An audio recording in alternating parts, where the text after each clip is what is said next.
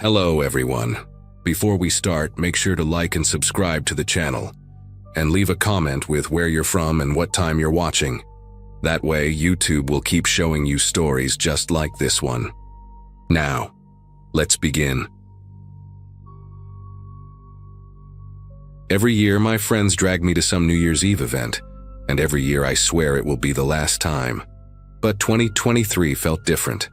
I had just gone through a rough breakup, spent most of December alone in my apartment, and Megan practically showed up at my door to physically pull me out of my isolation.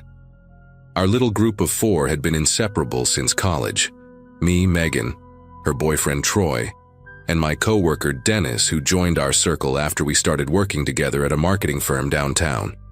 We had all graduated back in 2015, which meant we were hitting that strange phase where half our friends were having babies, and the other half still could not commit to a city. That night, we took a rideshare to the waterfront to watch the fireworks, grabbed some tacos from a food truck, and planned to catch another ride home before surge pricing made the trip cost more than our entire evening out. Everything went smoothly until around 2:30 in the morning, when we were already on our way back.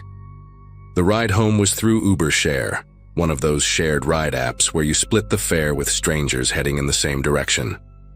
Our driver was a quiet guy named Oscar, who had a small Colombian flag hanging from his rearview mirror, and played soft reggaeton at a volume that felt respectful for the late hour. There were 2 other passengers already in the minivan when we climbed in, a young couple who looked like they had partied way harder than us, the girl already half asleep against the window with glitter smeared across her cheek. The route took us through the northern suburbs, and by the time we hit the residential streets past Oakwood Heights, everything was dead silent. Most people were either still celebrating downtown or passed out at home. The houses looked eerie in the darkness, deflated inflatable snowmen lying flat on frozen lawns, string lights blinking on timers with nobody awake to notice them. Oscar was taking a shortcut through a neighborhood I did not recognize when we stopped at a red light at a 4-way intersection, and that is when everything changed. A dark blue sedan was stopped in the lane next to us, slightly ahead so we could see directly into the driver's side window. At first, I thought the 2 people inside were just having an argument, the kind of loud, messy fight that couples have after drinking too much on a holiday. But then the driver's arm came up, and I saw his fist connect with the woman's face. Not a slap, not a shove, a full closed fist punch that snapped her head against the passenger window. Megan gasped beside me, and Troy leaned forward between the front seats to get a better look. The driver hit her again, this time grabbing a fistful of her hair and slamming her head against the dashboard. The woman was not fighting back. She was not even trying to protect herself. Her arms hung limp at her sides like she had already given up, like this was not the first time. I could see blood on her face now, dark and shiny under the streetlight, smearing across the window where her cheek pressed against the glass. Oscar muttered something in Spanish and looked at us through the rearview mirror, his eyes wide with the same disbelief we all felt. Troy did not hesitate. He reached over and slammed his palm against the horn, holding it down for a solid 5 seconds. The sound cut through the silent neighborhood like a scream, and the man in the sedan stopped mid-swing. His head turned slowly toward our minivan, and I got my first clear look at his face. He was maybe in his 40s, with a thick neck and a shaved head that gleamed under the amber streetlight. His eyes were not wild or crazy like I expected. They were cold, calculated, like he was sizing us up and deciding what to do about the interruption. The light turned green, but nobody moved. For a long, horrible moment, we just stared at each other through the glass.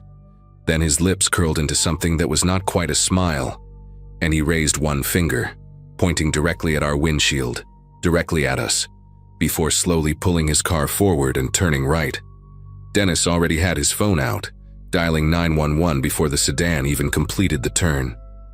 Oscar hit the gas the moment the other car was out of sight, and I felt the minivan lurch forward as we sped through the intersection going straight, putting as much distance as possible between us and whatever we had just witnessed. The young couple in the back row had woken up now, the girl asking in a confused, slurred voice what was happening. Nobody answered her. I was twisted around in my seat, watching the road behind us through the rear window, my heart pounding so hard I could feel it in my throat. For about 30 seconds I thought we were clear. The street behind us stayed empty, just dark asphalt and parked cars and the occasional porch light. Then a pair of headlights swung around the corner. Fast, way too fast. And I knew immediately it was him. He had circled the block. He had come back for us. Dennis was still on hold with 911, the automated message repeating something about high call volume due to the holiday, and I wanted to scream at the recording that someone was about to die tonight if they did not pick up. Oscar was driving faster now, weaving through the residential streets with a focus that told me this was not his first time in a bad situation. The sedan stayed about 50 feet behind us, matching our speed exactly, never falling back and never getting closer. It was like he wanted us to know he was there, wanted us to feel him right on our tail. Troy was trying to get a photo of the license plate through the back window, but between the darkness and the motion, everything came out blurred.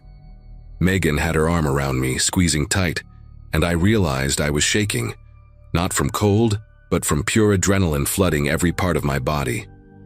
The streets were completely empty, every house dark, everyone asleep, or passed out from celebrating. We passed a stop sign without even slowing down, and the sedan did the same. Then another. Oscar made a sharp left turn without signaling, tires squealing against the pavement, and for a moment I thought we had lost him. But when I looked back, those headlights were already rounding the corner behind us, steady and patient, like a predator who knew his prey had nowhere to go. The sedan surged forward without warning, closing the gap between us in seconds. I heard Megan scream as the headlights flooded our back window, so bright I had to shield my eyes. He was right on our bumper now, close enough that I could make out his silhouette through the glare. That thick neck, that bald head, one hand on the wheel and the other doing something I could not see. Oscar swerved hard to the right, and the sedan clipped our back corner with a crunch of metal that sent us fishtailing across the empty street. The young couple in the back was fully awake now, the guy yelling questions that nobody had time to answer. I grabbed the headrest in front of me and held on as Oscar regained control, my teeth rattling from the impact. The sedan had fallen back a few car lengths, but I could see a fresh dent in his front bumper gleaming under a streetlight. And I could see him laughing. Actually laughing, his mouth wide open, shoulders shaking with amusement like this was the most fun he had experienced in years. That image burned itself into my memory. A man who beats women in his car, who chases strangers through empty streets at 3 a.m, laughing like he was watching a comedy show. Finally, a voice came through Dennis's phone. A real human voice, tired and stressed but real. He started talking fast, giving our location as best he could, describing the sedan, the assault we witnessed, the chase that was now entering its 5th minute. The dispatcher told us to stay on the line, to keep moving, that units were being sent, but response times were delayed because of the holiday. Delayed. That word hit me like a punch to the chest. We were being hunted through a sleeping neighborhood, and help was delayed. Oscar shouted that he was heading toward the main road, hoping there would be more traffic, more witnesses, maybe even a police car doing a routine patrol. But the residential street seemed endless. Block after block of identical houses with their porch lights off and their curtains drawn. The sedan rammed us again, harder this time, and I heard something crack underneath the minivan, a sound that made Oscar curse loudly in Spanish. Troy was trying to calm everyone down, telling us we just needed to make it to Bleecker Avenue, where there would be gas stations and a 24-hour diner, but his voice was trembling so badly that the words came out in pieces. We almost made it. I could see the glow of commercial lights ahead, the familiar red and yellow of a gas station sign rising above the rooftops like a beacon. Oscar pushed the minivan as hard as it would go, the engine whining in protest, and for a few beautiful seconds the sedan fell behind. But then came a sound that made my stomach turn, a rhythmic thumping from somewhere beneath us, getting louder with each rotation of the wheels. The first impact had done more damage than we realized. Oscar was losing control, the steering pulling hard to the left no matter how much he fought it. We limped through one more intersection before he had no choice but to pull over, the minivan shuddering to a stop against the curb in front of a dark house with a for sale sign in the yard. The gas station was maybe 3 blocks away. It might as well have been 3 miles. The sedan rolled up behind us and stopped, its headlights illuminating the interior of our vehicle like a stage. Nobody moved. Nobody breathed. We sat there in that harsh white light, waiting to see what he would do next. The driver's door of the sedan swung open, and he stepped out onto the street. He was bigger than I expected. Not just the thick neck I had noticed before, but broad shoulders and arms that strained against a dark jacket. He walked toward us slowly, deliberately, his boots making a sound against the asphalt that seemed impossibly loud in the silent neighborhood. Dennis was still on the phone with 911, whispering our new location, begging them to hurry. Oscar reached under his seat and pulled out a tire iron, his jaw set tight, and Troy grabbed the back of his seat like he was ready to jump out and help if it came to that. The man stopped about 10 feet from our rear bumper and just stood there, staring at us through the back window. Then he reached into his jacket pocket and I felt every muscle in my body tense so hard that my vision started to blur at the edges. But he did not pull out a weapon. He pulled out a cigarette and a lighter, lit it casually, and took a long drag while watching us like we were animals in a cage. He wanted us to know that he was in control, that he could take his time, that nobody was coming to save us. The standoff lasted maybe 2 minutes, but it felt like an hour. He finished his cigarette slowly, flicking the butt onto the pavement and grinding it under his boot. Then he started walking toward us again, and this time Oscar threw open his door and stepped out, the tire iron gripped tight in his right hand. I wanted to scream at him to get back inside, but my voice was stuck somewhere deep in my chest. The 2 men faced each other across the empty street, and I could see the calculation happening behind the aggressor's eyes, weighing whether this was worth it, measuring Oscar up, deciding if he could take him. That is when we heard it. Sirens. Faint at first, but getting louder, coming from somewhere to the east. The man heard them too, and something shifted in his posture. He took 1 step back, then another. His eyes swept across our minivan one final time, locking onto each of us through the windows like he was memorizing our faces. Then he pointed at us again, that same slow, deliberate gesture from the intersection, and walked back to his sedan. He got in, reversed smoothly, and disappeared down a side street just as the first red and blue lights appeared in the distance. By the time the patrol car reached us, he was gone. The cops took our statements for almost an hour, parked there on that dark residential street while the sky slowly turned gray with the first hint of dawn. They found the woman from the sedan at a hospital emergency room about 40 minutes later. She had walked in alone, bleeding from a gash above her eyebrow, and refused to say who hurt her. She would not press charges, would not even confirm that she knew the man we described. The police told us this happens more often than people think, that victims protect their abusers for reasons that are complicated and heartbreaking, and that without her cooperation, there was not much they could do. They never caught him. I spent weeks checking news sites, waiting for a story about a bald man with a thick neck arrested for assault or worse, but it never came. Sometimes I still think about that woman, wonder if she got away from him eventually, or if she is still trapped in that car, flinching every time his hand moves. And I think about the way he looked at us through that back window, smoking his cigarette, so patient and calm. He knew exactly what he was doing. He knew he would get away with it. The thing that haunts me most is not the chase or the fear. It is the fact that somewhere out there, he is still driving those same streets, and the next person who honks at a red light might not have sirens coming to save them.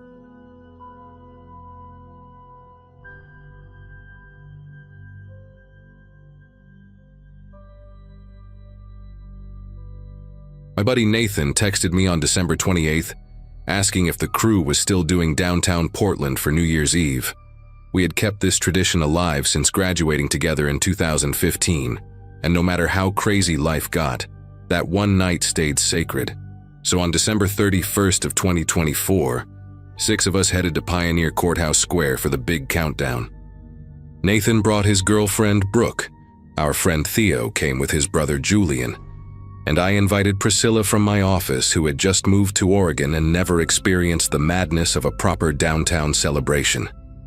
The energy was electric from the moment we stepped off the MAX train around 10.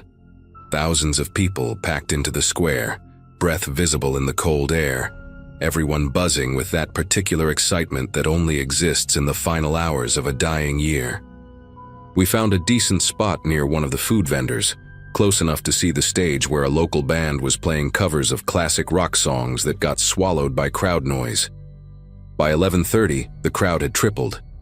What started as a comfortable gathering transformed into a crushing mass of bodies pressed together so tight, I could feel strangers breathing against my neck. People kept pushing forward toward the stage, and our little group got separated despite our best efforts to hold on to each other.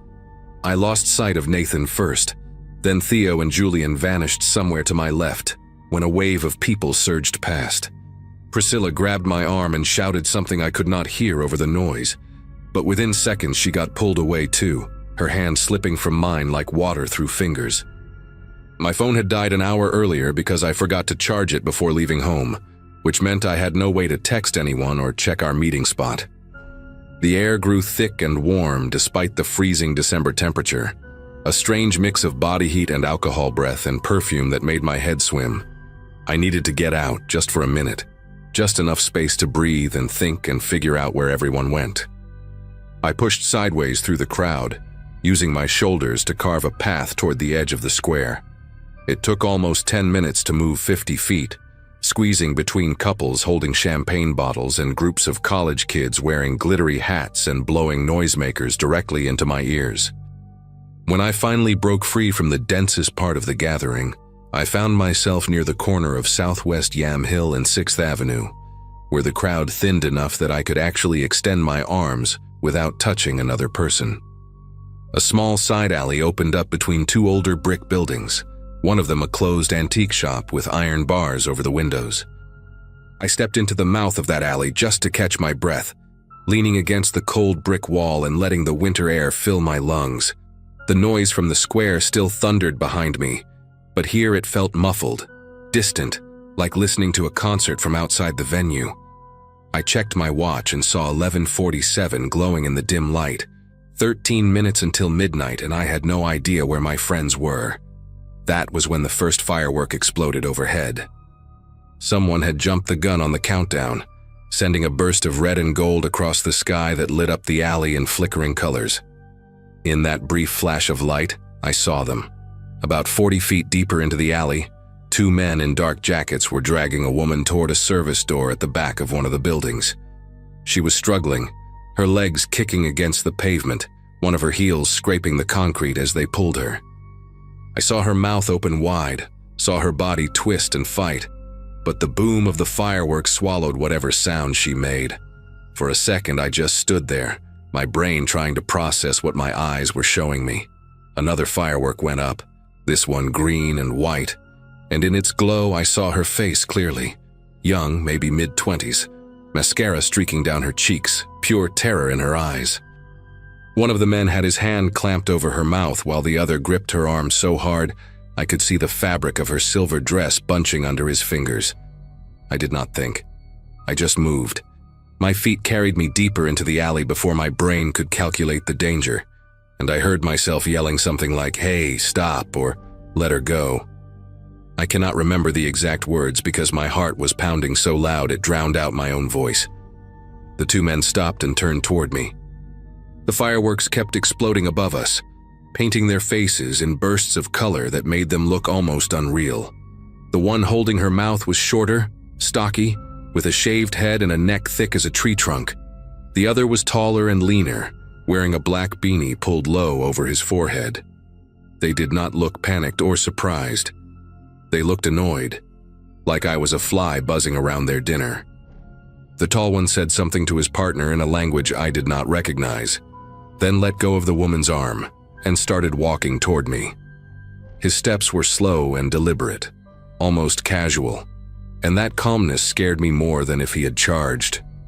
He stopped about 6 feet away from me and tilted his head to one side like he was studying an insect. He spoke in accented English, his voice low enough that I had to strain to hear it over the distant roar of the crowd and the ongoing firework bursts. "Wrong place, friend. Turn around. Go back to your party."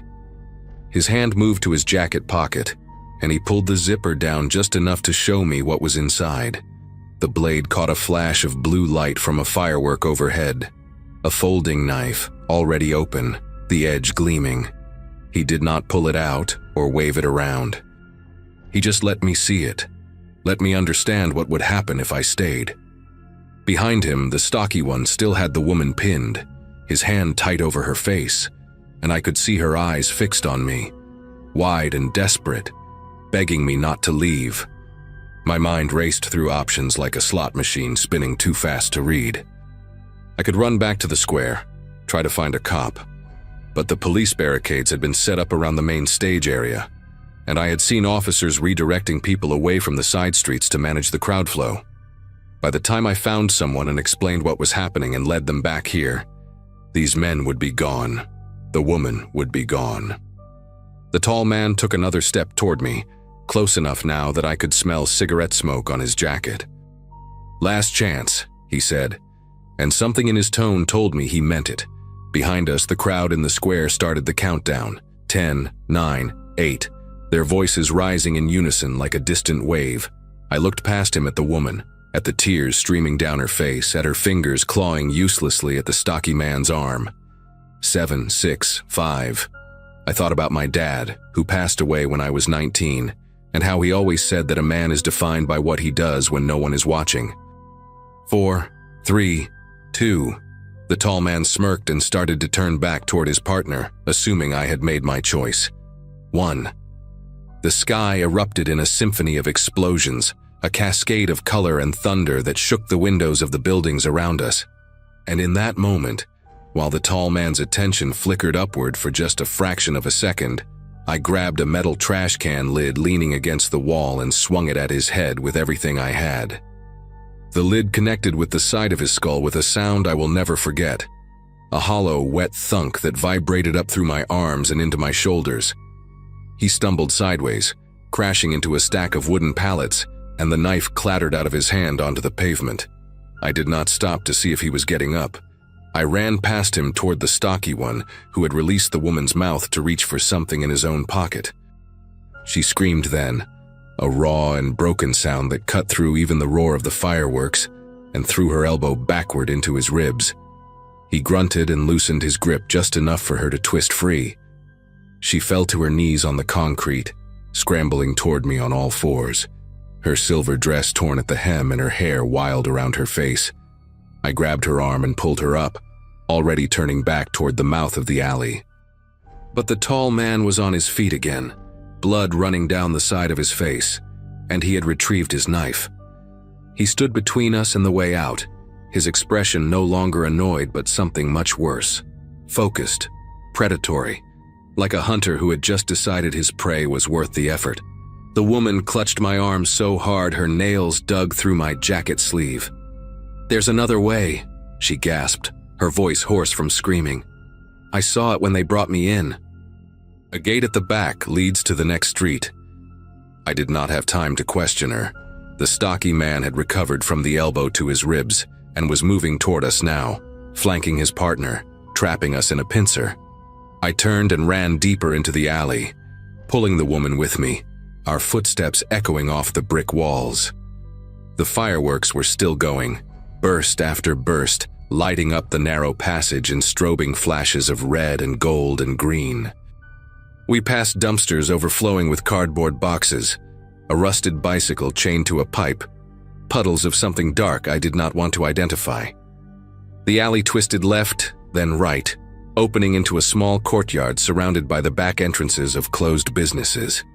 A chain-link gate stood at the far end, maybe 7 feet tall, topped with barbed wire that glinted in the intermittent light. The woman pointed at it, her breath coming in ragged gasps. "There, we can climb it." I heard footsteps behind us getting closer, and the sound of the tall man cursing in that language I could not place. I reached the gate first and grabbed the chain link with both hands, testing its strength. It rattled, but held firm. I turned to the woman and cupped my hands together, creating a step for her foot. "Go, I'll boost you over." She hesitated for just a second, looking at me with an expression I could not read. Gratitude, maybe, or disbelief that a stranger would do this for her. Then she put her foot in my hands, and I lifted her up, my arms screaming from the effort as she grabbed the top of the fence and hauled herself over. She cleared the barbed wire somehow, leaving a strip of silver fabric caught on one of the points, and dropped down to the other side with a grunt of pain. I started climbing after her, my fingers hooking through the diamond-shaped gaps in the chain link, my shoes slipping on the metal. I was halfway up when a hand grabbed my ankle and yanked me backward. I lost my grip and fell, landing hard on my back in the courtyard, the impact knocking the wind out of me. The tall man stood over me, knife in hand, blood still dripping from his temple where I had hit him. His partner was right behind him, blocking any chance of escape back the way we came.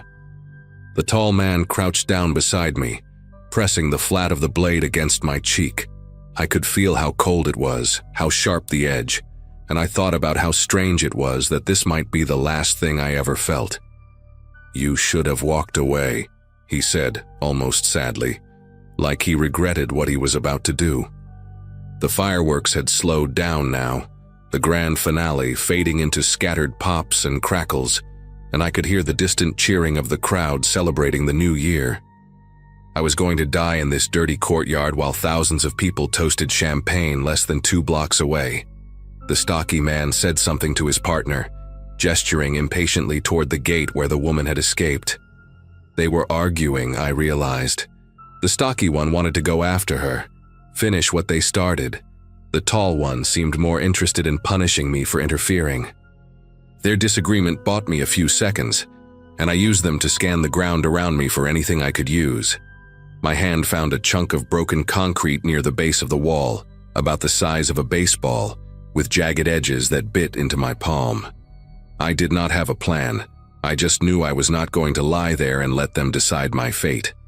I swung the concrete chunk upward with everything I had left, catching the tall man in the jaw. I heard teeth crack, heard him howl in pain, and then I was on my feet and running. Not toward the gate, but back into the maze of alleys, hoping to lose them in the darkness. My lungs burned and my back throbbed where I had fallen, but I kept moving, turning corners at random, knocking over trash cans behind me to slow them down. I burst out of an alley onto Southwest Stark Street and nearly collided with a group of drunk partygoers stumbling toward their ride. "Call 911, I shouted at them, not stopping to explain, and then I saw something beautiful. 2 police officers on bicycles, stationed at the corner to manage pedestrian overflow from the main event. I ran toward them, waving my arms, screaming about the woman and the men and the knife. They must have thought I was crazy at first, some drunk guy having a breakdown, but something in my face convinced them to take me seriously. One of them radioed for backup while the other followed me back toward the courtyard, and by the time we got there, the 2 men were gone, vanished into the night like they had never existed at all. The police found the woman 2 blocks away, sitting on the curb outside a late-night diner, shaking and crying but alive. Her name was Valerie, and she told the officers that the men had grabbed her outside a bar on Southwest Alder Street while she was waiting for her Uber. She had been at a party with co-workers, stepped out alone to get her ride, and within seconds they had her.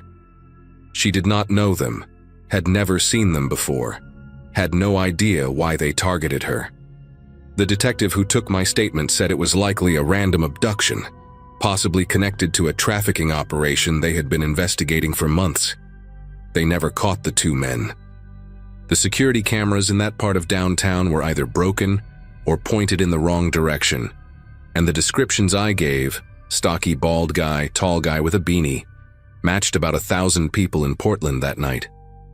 Valerie reached out to me through the detective a few weeks later, wanting to thank me in person. We met at a coffee shop in the Pearl District, and she brought me a gift card and a handwritten note that I still keep in my desk drawer.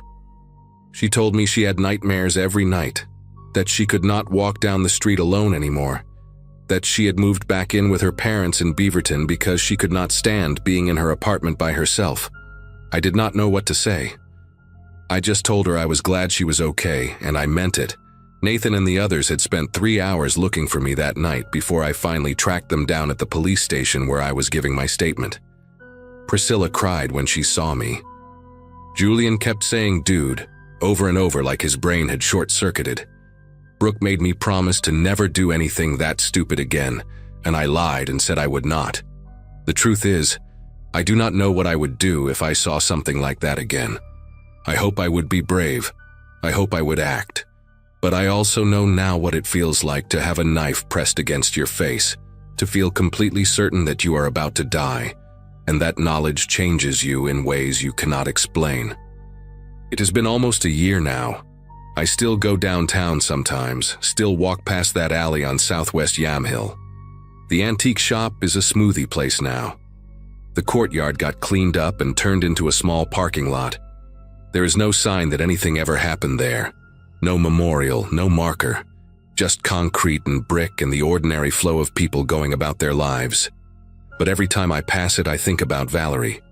I think about those 2 men, still out there somewhere.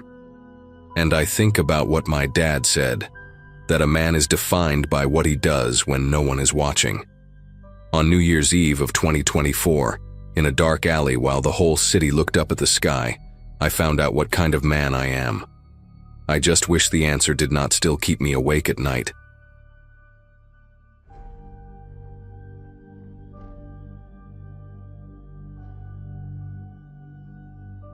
Kayla had been begging me to come to her neighborhood party for weeks. My younger sister moved to a cul-de-sac in suburban Phoenix right after her wedding in 2022, and this was her first time hosting anything bigger than a dinner. New Year's Eve seemed like the perfect occasion, she kept saying, and her neighbor Vic had promised to handle the fireworks. I remember rolling my eyes when she mentioned that part during our phone call. Fireworks in a residential area always made me nervous, but she assured me Vic knew what he was doing. He had connections, she said, worked for some company that did pyrotechnics for events. At 34, I should have trusted my gut more than my little sister's enthusiasm. But she sounded so excited, and I had spent the last 3 New Year's celebrations alone in my apartment with cheap champagne and whatever was streaming. So I drove the 2 hours from Tucson, arriving just as the sun was setting behind the stucco houses and dyeing the whole street this gorgeous shade of burnt orange. The backyard was smaller than I expected, maybe 40 feet deep before it hit a wooden fence that separated my sister's property from the house behind her. Vic had set up his equipment near that fence, which struck me as odd even before I understood what I was looking at. There were these metal racks, almost like ladder frames holding thick cardboard tubes pointed at the sky. A folding table next to them was covered with boxes I could not read from across the yard. Around 30 people milled around on the patchy grass, holding plastic cups and paper plates loaded with appetizers. Tiki torches lined the perimeter, their flames dancing in the slight breeze.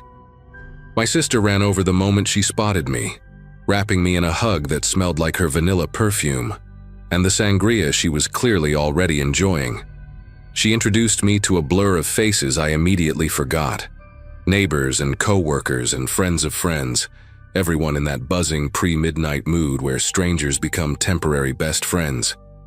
I grabbed a drink and tried to relax, but my eyes kept drifting back to those tubes near the fence, counting them. There had to be at least 20. Around 11, Vic started gathering everyone closer to watch him prep the show. He was a stocky guy in his 50s with a gray goatee and a baseball cap that said something about veteran pyrotechnicians. His hands moved with confidence as he checked connections and adjusted angles, and I noticed he was wearing thick leather gloves. That detail should have reassured me, but it did the opposite. If he needed protection, what about the rest of us standing 15 feet away with nothing but flip cups in our hands? I mentioned this to a woman next to me, a redhead named Donna, who lived 3 houses down. She laughed and said Vic did this every year, that he was a total pro. Her 8-year-old son was sitting cross-legged on the grass near the front of the crowd, his face lit up with anticipation. I wanted to suggest she pull him back a bit, but I did not want to be that person, the paranoid guest ruining everyone's fun. So I stayed quiet, sipping my drink, watching Vic move between the racks like a surgeon preparing his instruments. The countdown started at 5 minutes to midnight. Someone had connected a phone to a portable speaker, and we could hear the broadcast from Times Square mixing with the neighborhood noise, other parties on adjacent streets, distant pops and crackles from early fireworks, dogs barking in protest. Kayla found me in the crowd and grabbed my arm, her eyes glassy from the sangria, but her smile so genuine it made me feel guilty for being anxious. She said this was going to be amazing, that Vic had spent over $2,000 on this display. I remember thinking that was insane, that amount of money on something that would last maybe 10 minutes, but then everyone started counting down from 30, and I got swept up in it despite myself. The voices around me grew louder, 20, 15, 10. Vic stood by his setup with a long lighter in his hand, waiting. 5, 4, 3, 2, 1. The cheering erupted, people hugged and kissed, and Vic touched the flame to the first fuse. The first few shots were beautiful. I will give him that. Golden bursts that spread across the sky like dandelion seeds caught in a wind, followed by crackling red ones that sounded like 1,000 tiny whips snapping at once. Everyone tilted their heads back, mouths open, the colors reflecting in their eyes. I felt myself relaxing a little, thinking maybe I had been ridiculous to worry. Vic moved along the rack with practiced ease, lighting fuses in sequence, stepping back to admire his work before moving to the next. The show was synchronized in a way that felt almost musical, the explosions building on each other in rhythm. I pulled out my phone to record a clip for my social media, something I rarely did, but the display was genuinely impressive. Then came a deeper boom, one of those big mortars that shake your chest from the inside. A purple flower bloomed overhead, and everyone gasped and applauded. Vic raised his fist in triumph. That was when I noticed the rack on the far left had started to tilt. It happened so fast that my brain almost refused to process it. The metal frame leaned maybe 5 degrees, then 10, and before anyone could react, one of the tubes fired. Not up, but sideways, almost parallel to the ground. The mortar shot across the yard like a flaming comet, trailing sparks and smoke, and slammed into the wooden fence about 3 feet to my right. The explosion was nothing like the ones in the sky. This was concentrated, violent, a punch of light and heat that sprayed splinters in every direction. Someone screamed, a sound that cut through the ringing in my ears. I stumbled backward and collided with a man I did not know, both of us nearly falling onto a knocked-over lawn chair. When I looked up, the rack had tilted further, and I could see the next tube in line, its fuse already burning down. It was pointing directly at the crowd. I do not remember making the decision to scream. The sound just ripped out of me, raw and primal. A single word repeated over and over. Move, move, move. People were already stumbling in different directions, but most of them had no idea what was happening. The sky was still exploding with color from the other racks that had not fallen, and the noise was so overwhelming that my warning barely carried.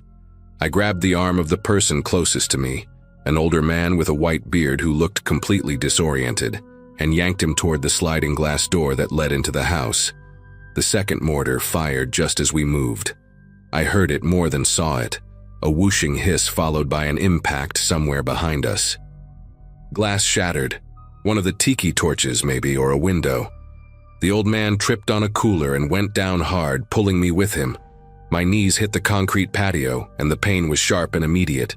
But I forced him up because I could hear another fuse crackling in that terrible countdown rhythm.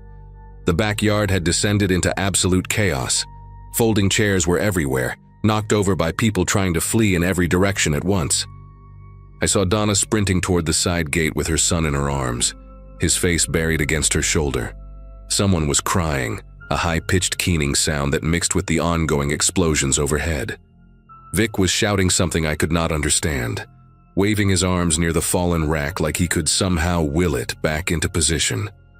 Another mortar launched from the tilted frame, and this one went low and fast, skipping off the grass before detonating against the back wall of the house. Stucco crumbled and rained down in chunks. A window on the second floor shattered outward, spraying glass onto the crowd below. I felt something sting my forearm and looked down to see blood, a thin line where a shard had sliced through my skin. The pain was distant, unreal. All I could think about was finding Kayla. I spotted her near the back door, crouched behind an overturned patio table with 2 other women. Her eyes found mine across the yard, and even in the strobing light of the fireworks still launching from the upright racks, I could see how terrified she was. Her mouth was forming my name, but no sound reached me through the cacophony. I started moving toward her, staying low, weaving between abandoned chairs and spilled drinks. The grass was slick with something, beer maybe, or the sangria from a shattered pitcher. My foot caught on a power cord and I nearly went down again, catching myself on the edge of a plastic table at the last second. Another mortar fired from the fallen rack, and I watched it arc sideways into the neighbor's yard. The explosion lit up the fence line, and I heard a woman over there start screaming in Spanish. The whole neighborhood was awake now, porch lights flicking on up and down the street, but nobody could help us.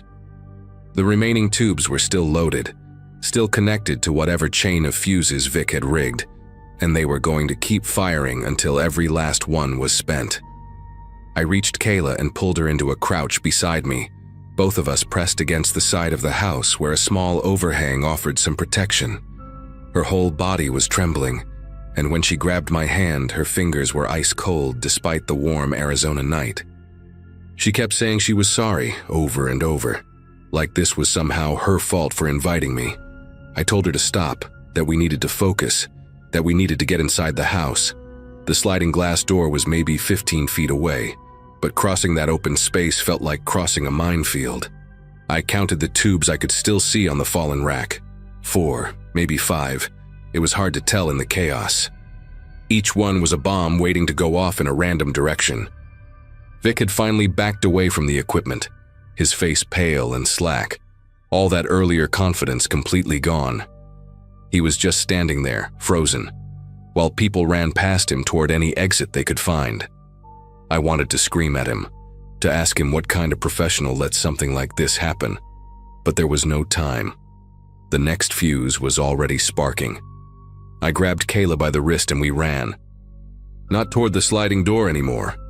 There were too many people crowding that entrance, pushing and shoving in blind panic. Instead, I pulled her along the side of the house, toward the narrow gate that led to the front yard. The space between the house and the fence was barely wide enough for us to move single file, and I could feel the heat from the explosions radiating off the stucco wall beside me. Another mortar fired behind us and the sound was deafening, a crack followed by a roar that seemed to vibrate through my entire skeleton. Something whizzed past overhead, trailing orange sparks. We burst through the gate and stumbled onto the front lawn just as the last few tubes emptied themselves into the night. From this angle, I could see the damage clearly. The scorched fence, the blackened patch of grass, the smoke pouring from a hole in the side of the house where one of the mortars had punched through. Fire was licking at the edges of that hole, small but growing. Someone was already on the phone with 911. Sirens wailed in the distance, getting closer. The aftermath felt like waking up from a nightmare only to find out everything was real. Paramedics treated 7 people for burns, cuts, and smoke inhalation. Donna's son had a piece of wood embedded in his calf that required surgery. He still walks with a slight limp today.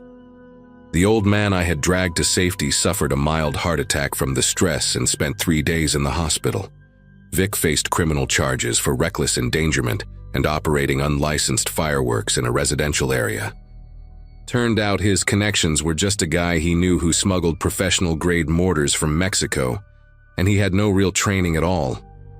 Kayla's house needed over $40,000 in repairs. She sold it 6 months later and moved to a different state. Said she could not stand being in that backyard anymore. I still have a faint scar on my forearm where the glass sliced me, a thin white line that catches the light when I move a certain way. Every New Year's Eve since then, I stay inside with all the curtains drawn. When midnight comes and the fireworks start outside, I put on noise-canceling headphones and turn the television up as loud as it will go. Some sounds you just never want to hear again.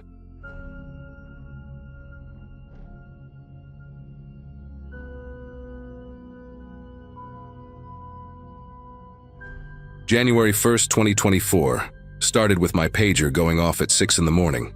Volunteer firefighting in rural Hendricks County, Indiana had been part of my life for about 3 years at that point, long enough to have seen my share of car wrecks, kitchen fires, and the occasional barn collapse. My wife Shelley groaned next to me in bed, still half asleep from the New Year's Eve party we had hosted the night before.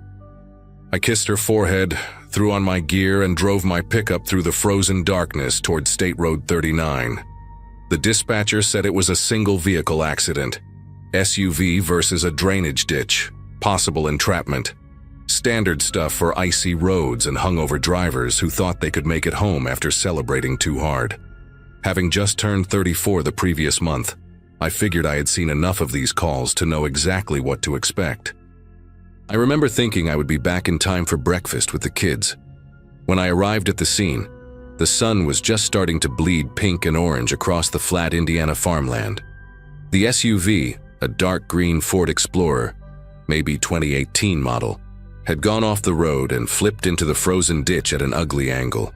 Chief Randy Bowman was already there with his truck, along with 2 other volunteers, Cliff Sanger and a newer guy named Pete, who had joined us maybe 6 months prior.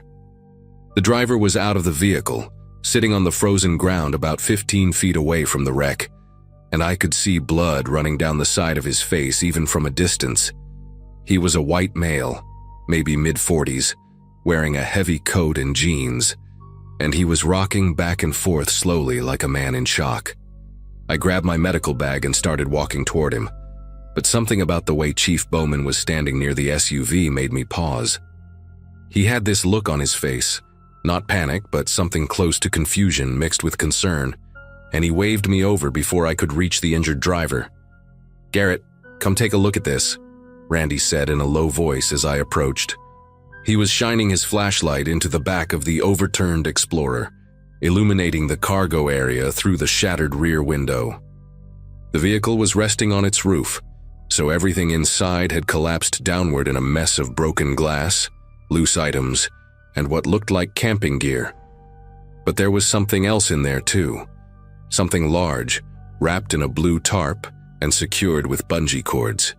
The shape was unmistakable even before my brain fully processed what I was seeing. It was roughly 6 feet long, narrower at one end than the other, and the tarp had partially come loose during the crash, revealing what looked like a bare human foot sticking out from beneath the plastic. Pale, waxy, with toenails that had been painted a dark shade of red. I took a step back without meaning to, my boots crunching against the frozen gravel. Randy grabbed my arm and pulled me aside, away from the vehicle, his breath coming out in thick white clouds. "I already called dispatch," he whispered. "Sheriff's on the way, but that's going to be at least 30 minutes, maybe more with these roads." I looked back at the driver, who was still sitting on the ground in that slow rocking motion, blood dripping from a gash somewhere above his hairline. Pete had approached him now and was trying to get him to respond to questions, but the man seemed completely unaware of his surroundings. His eyes were open but vacant, staring at nothing in particular, and his lips were moving slightly like he was talking to himself. Cliff jogged over to where Randy and I were standing, his face flushed from the cold. "What's the situation with the vehicle? We need to check for other passengers or—" Randy cut him off with a sharp shake of his head. "Nobody touches that SUV until the sheriff gets here. We got a situation." He didn't elaborate, but something in his tone made Cliff go quiet immediately. The 4 of us stood there in the growing morning light, the frozen cornfields stretching out in every direction, and I became acutely aware of how isolated we were. The nearest farmhouse was probably half a mile away, and there wasn't another vehicle in sight on the long, straight ribbon of State Road 39. Just us, the overturned Explorer, the bleeding man, and whatever was wrapped in that blue tarp. I told Randy I should at least try to treat the driver's head wound before he bled out or went into shock, and he agreed with a reluctant nod. As a volunteer firefighter with EMT basic certification, stabilizing injured people was part of the job, even when those people might be involved in something criminal.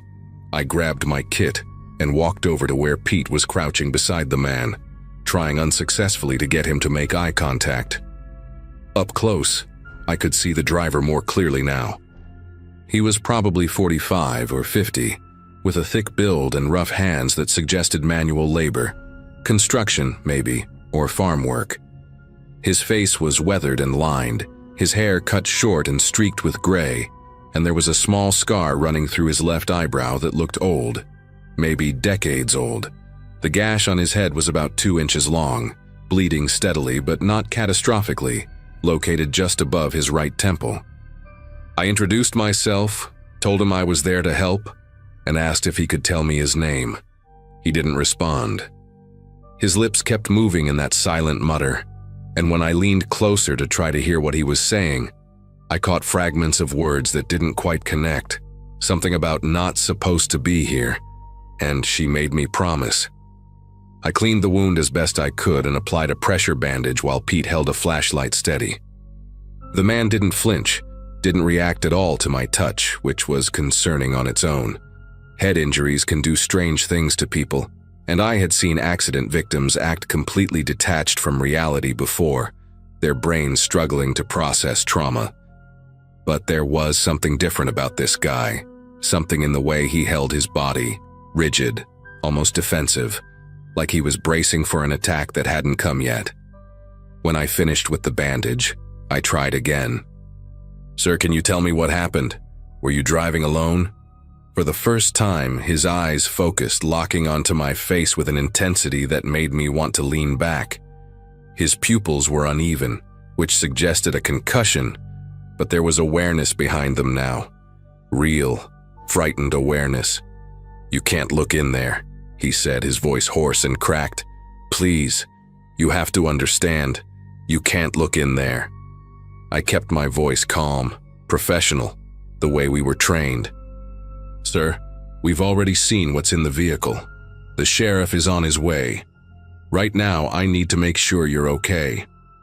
His face crumpled, and for a moment I thought he was going to cry. Instead, he grabbed my wrist with a grip that was surprisingly strong and pulled me closer, his breath sour and metallic from the blood he had swallowed. "She was already dead," he whispered. "I swear to God she was already dead when I found her." I pulled my wrist free and stood up, my heart beating faster than I wanted to admit. Randy had walked over during the exchange and heard the last part, his expression hardening into something unreadable. "Found her where?" he asked, his voice flat and controlled. The driver looked up at him, then back at me, then at Pete like he was calculating something in his damaged head. For a long moment, I thought he was going to shut down again, retreat back into that vacant stare. But instead he started talking, slowly at first, then faster, the words tumbling out in a desperate rush. He said his name was Vernon Hatch, that he lived about 40 miles north in a town called Frankfurt, that he worked as a groundskeeper at a private cemetery outside of Lafayette. He said he had been driving home from a New Year's Eve gathering at his brother's house when he saw the body on the side of the road, just lying there in the frozen grass near a bridge overpass. A woman, young, maybe late 20s, wearing nothing but a thin dress despite the freezing temperature.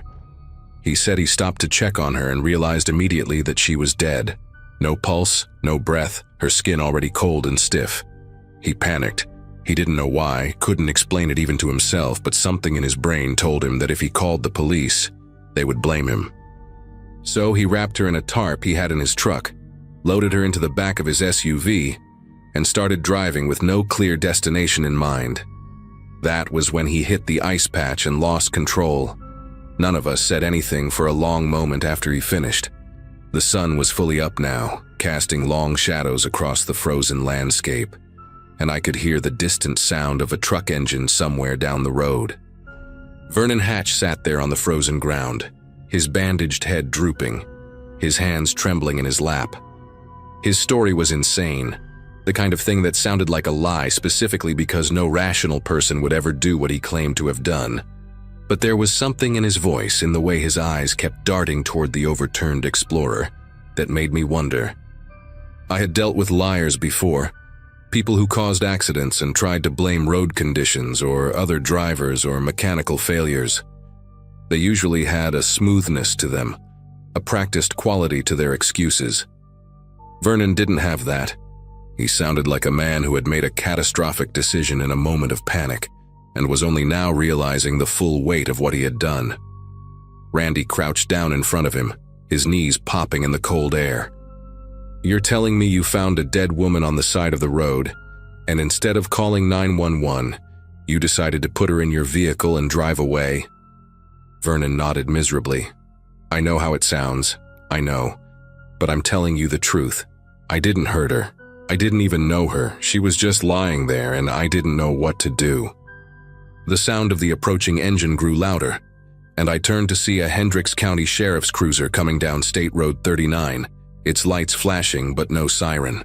Behind it, maybe a quarter-mile back, I could see what looked like an ambulance. Relief washed through me. This was no longer our problem to figure out. Whatever Vernon Hatch had done or hadn't done, it was about to become a matter for people with badges and investigative authority. Deputy Connie Russo stepped out of the cruiser, a tall woman in her early 50s with short gray hair and a face that looked like it had seen every kind of human ugliness over a long career. She took in the scene with quick, practiced eyes. The overturned SUV, the injured man on the ground, the four of us standing around in our firefighter gear looking like we had just witnessed something we couldn't quite process. Randy walked over to meet her, and I watched them have a brief, intense conversation, their breath fogging in the cold air. Deputy Russo's expression didn't change, but I saw her hand move to rest on her holster as she glanced toward Vernon. She said something into her radio, then walked over to where he was sitting and crouched down in front of him, her posture calm but alert. I couldn't hear what she said to him, but I saw Vernon start talking again, his hands gesturing weakly as he repeated his story. The paramedics arrived and started working on Vernon while Deputy Russo walked over to the SUV with Randy and shined her flashlight into the cargo area. I stayed back with Pete and Cliff, the three of us watching in silence as she examined the blue tarp and its contents. After a few minutes, she stood up and made another radio call, her voice too low for me to hear the words, but her tone unmistakably serious. More units were coming. I could tell that much from the way she kept looking down the road, waiting. Pete lit a cigarette with shaking hands and offered me one, but I shook my head. "You think he's telling the truth?" he asked quietly. "About finding her like that?" I didn't have an answer. The whole situation felt surreal, like something from a crime documentary rather than a Tuesday morning in rural Indiana. I kept thinking about that foot sticking out from under the tarp, the dark red nail polish, the waxy pallor of the skin. Somebody's daughter, somebody's sister, maybe somebody's mother. Whoever she was, she had been alive not too long ago. And now she was a body in the back of a wrecked SUV, and the only person who might know what happened to her was a man who claimed he had just been trying to do the right thing in the worst possible way. Over the next hour, the scene transformed into something out of a procedural drama. 2 more sheriff's vehicles arrived, followed by a state police cruiser and a white van from the county coroner's office. Yellow crime scene tape went up around the SUV, and a perimeter was established that pushed us volunteer firefighters to the edge of the action. Vernon Hatch was loaded into the ambulance, still talking to anyone who would listen, his bandaged head turning frantically as Deputy Russo rode along with him. I overheard one of the state troopers mention that they were sending units to check the bridge overpass Vernon had described, about 20 miles north on a county road near the Tippecanoe County line. Randy pulled us together near his truck and told us we were free to go, that our job here was done, but none of us moved right away. There was an unspoken understanding that we had stumbled into something bigger than a simple traffic accident, and walking away felt incomplete somehow. Cliff finally broke the silence by saying he needed to get home to his kids, and Pete muttered something about needing coffee, and slowly we drifted back to our vehicles. I sat in my pickup for a long moment before starting the engine, watching the coroner's team carefully extract the blue tarp from the overturned Explorer. The shape inside was unmistakably human, and even from 50 yards away I could see the stiffness of the limbs, the unnatural angles that only death can create. I drove home in a daze, my mind running through everything I had seen and heard. Shelley was awake when I walked in, making pancakes for our 2 boys, and she took one look at my face and asked what was wrong. I told her it had been a rough call but didn't go into details. Some things you don't bring to the breakfast table, especially not with a 7-year-old and a 5-year-old asking why Daddy looks so tired. I ate mechanically, showered, and tried to sleep. But every time I closed my eyes, I saw that foot sticking out from under the tarp, the dark red polish on the toenails. I kept thinking about Vernon Hatch and his impossible story, the fear in his eyes when he grabbed my wrist, the desperation in his voice when he swore he hadn't hurt her. Part of me wanted to believe him, wanted to believe that he really was just a panicked idiot who made a catastrophic decision on a freezing highway in the middle of the night. But another part of me, the part that had seen the way he avoided looking at the SUV, the way his hands trembled even before I touched his wound, couldn't shake the feeling that there was more to the story than he was telling. The news broke 2 days later. I was at the fire station doing equipment maintenance when Randy called me into his office and showed me the article on his computer screen. The woman in the tarp had been identified as Marissa Keene, 31 years old, a dental hygienist from West Lafayette, who had been reported missing by her roommate on New Year's Eve. According to the preliminary coroner's report, she had died from blunt force trauma to the head, and the estimated time of death was somewhere between 10 in the evening and 2 in the morning on December 31st, hours before Vernon Hatch claimed to have found her body on the side of the road. The article went on to say that Hatch had been arrested and charged with murder, that investigators had found evidence linking him to the victim, and that he was being held without bail pending further investigation. I read the words twice, 3 times, trying to reconcile them with the man I had treated on that frozen highway. The scared, confused, desperate man who had grabbed my wrist and sworn he was innocent. Randy closed the browser and leaned back in his chair, rubbing his eyes with the heels of his hands. "Hell of a way to start the new year," he said quietly. I nodded but didn't respond. There was nothing to say that would make any of it make sense. The details came out slowly over the following weeks, pieced together from news reports and courtroom documents and the occasional conversation with Deputy Russo, who I ran into at a gas station one evening in late January. Vernon Hatch, it turned out, had known Marissa Keene. They had met at a grief support group in Lafayette about 8 months earlier. Vernon had lost his wife to cancer in 2022, and Marissa had lost her younger brother in a motorcycle accident. According to witnesses from the group, they had formed a friendship that Vernon apparently misinterpreted as something more. When Marissa gently rejected his advances, he became obsessive, showing up at her workplace, sending dozens of text messages, leaving notes on her car. She had filed for a restraining order just 2 weeks before her death, but it hadn't been processed yet. On New Year's Eve, investigators believed, Vernon followed her from a party she had attended with friends, forced her off the road near that bridge overpass, and killed her in a rage. The tarp, the bungee cords, the whole elaborate story about finding her body. It was all a desperate attempt to create an alibi that fell apart the moment he lost control of his SUV on the ice. Vernon Hatch was convicted of first-degree murder in September of that year and sentenced to life without parole. I didn't attend the trial, but I followed it in the news, reading every article I could find like I was searching for something that would help me understand. The thing that haunts me even now isn't the image of that foot sticking out from under the tarp, or the way Marissa Keene's family wept in the courtroom when the verdict was read. It's the way Vernon looked at me on that frozen highway, the way he grabbed my wrist and begged me to believe him. In that moment, I did believe him. I looked into his eyes and saw what I thought was genuine terror, genuine confusion, and I felt sorry for him. I've been a volunteer firefighter long enough to think I can read people, to trust my instincts about who's telling the truth and who's lying. But Vernon Hatch fooled me completely. He sat there with blood running down his face and told me a story so absurd that it almost sounded true. And I bought it. I think about that sometimes when I respond to calls now, when I'm treating someone at an accident scene or a house fire and they're telling me what happened. I think about how easy it is to believe someone who seems scared, who seems vulnerable, who seems like a victim.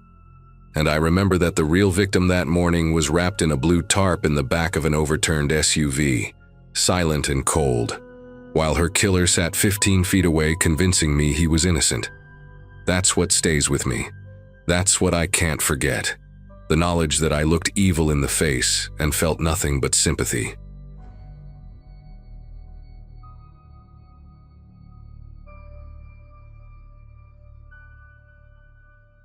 Celebrating my birthday on December 31st always felt like a blessing and a curse. On one hand, the whole world throws a party. On the other, good luck getting anyone to focus on you when fireworks and champagne are involved. By 2024, after graduating college in 2017 and spending years building a career in marketing, I figured I deserved one night of real celebration. My friend Heather had been raving about this upscale nightclub downtown called Velour for months. One of those places where the cocktails cost $20 and the bouncers wear earpieces like Secret Service agents. She convinced me that ringing in the new year there would be the perfect way to mark another trip around the sun.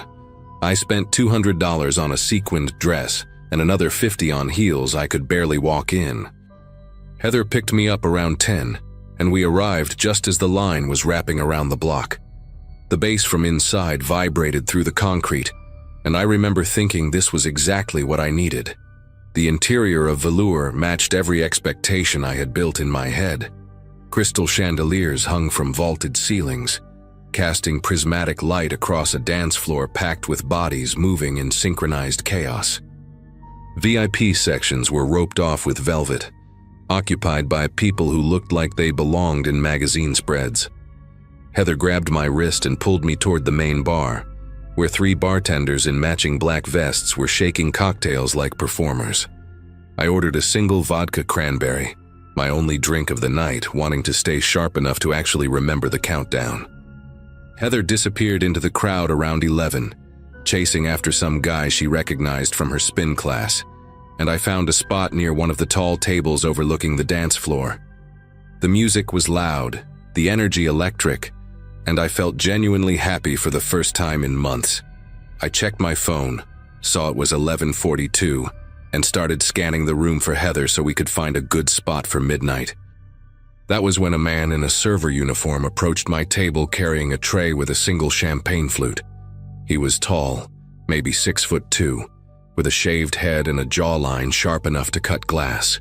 His uniform matched the other staff members perfectly: black vest, white dress shirt, even the little gold pin on his collar that said Velour in cursive script.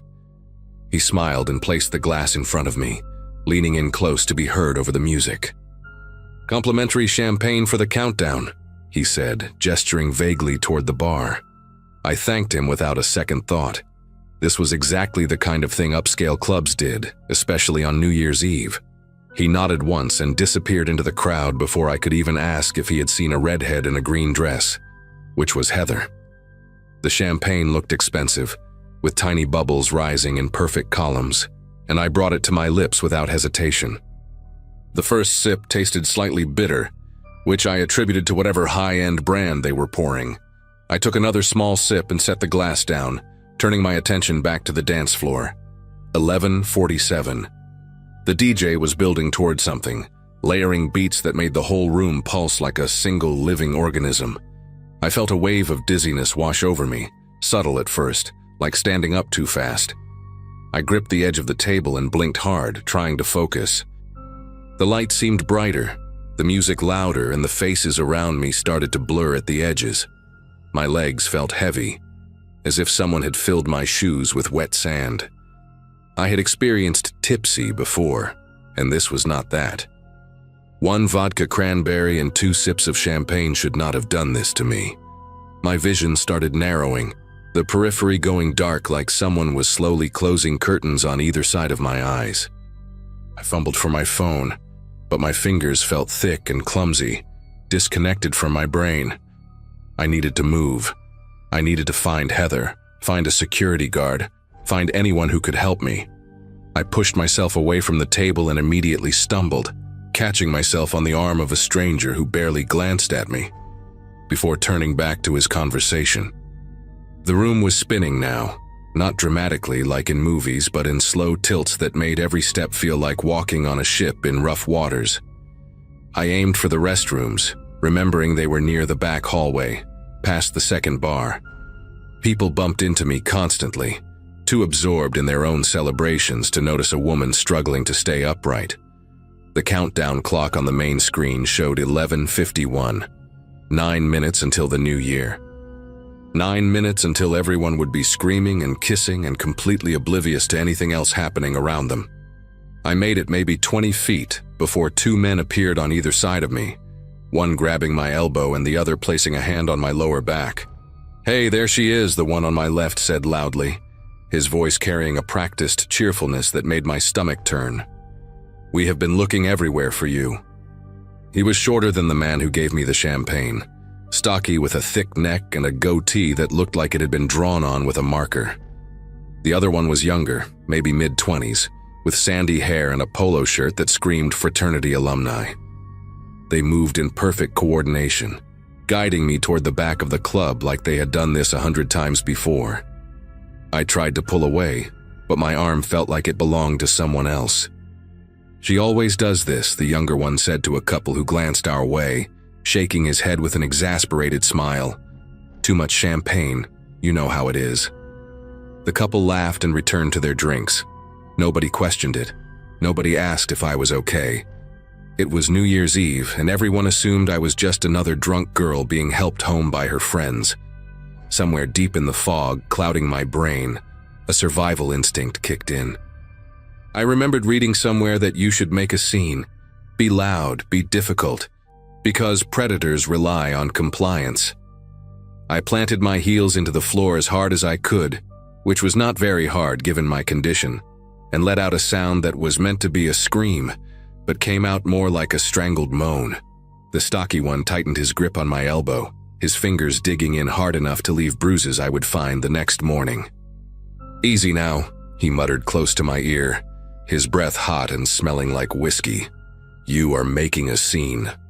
I saw the restroom sign glowing maybe 15 feet ahead and made a decision. I went completely limp, letting my body drop like dead weight. The move caught them off guard, and for a split second their grip loosened. I threw myself sideways, crashing into a group of women in matching silver dresses who shrieked and spilled their drinks everywhere. The chaos gave me just enough cover to crawl on my hands and knees, toward the bathroom door. I do not remember pushing the door open. I do not remember locking myself in the handicap stall at the far end. What I remember is pressing my back against the cold tile wall and fumbling with my phone, my vision swimming so badly that the screen looked like it was underwater. I managed to pull up the number for the club, which I had saved earlier in case Heather and I got separated. A woman answered on the third ring, barely audible over the music bleeding through the line. "I need security," I said, or at least I tried to say. The words came out slurred and broken. "Someone drugged me. 2 men, trying to take me out." There was a pause, then her voice sharpened. "Where are you right now?" "Bathroom," I managed. "Back hallway." "Stay there," she said. "Do not move. Do not open the door for anyone except security. They will knock 3 times and say the word midnight." I slid down the wall until I was sitting on the floor, my sequined dress bunched up around my thighs, and I waited. The bathroom door opened twice while I sat there. The first time, I heard heels clicking on tile and 2 women laughing about someone named Brad who had apparently kissed the wrong girl at the bar. They fixed their makeup, complained about the line, and left without ever knowing I was 10 feet away fighting to stay conscious. The second time was worse. The door creaked open slowly, and there were no voices, no heels, just the soft thud of flat shoes on tile. I held my breath, which was difficult because my lungs felt like they were wrapped in plastic. The footsteps moved methodically, stopping at each stall. I watched the shadow pass under the gap at the bottom of my door, a dark shape that paused for just a moment too long. Then a knock. Not 3 knocks. Just one, slow and deliberate. I pressed my hand over my mouth to keep from making any sound. The shadow lingered, and I could hear breathing on the other side of the door, patient and unhurried. Then the main bathroom door burst open and a woman's voice cut through the silence like a blade. "Security, we are clearing the restroom." The shadow retreated instantly, footsteps quick and light, disappearing out the door before the security team could fully enter. I heard a woman's voice call out, asking if anyone needed assistance, and I finally let myself speak. "In here," I croaked. "Back stall."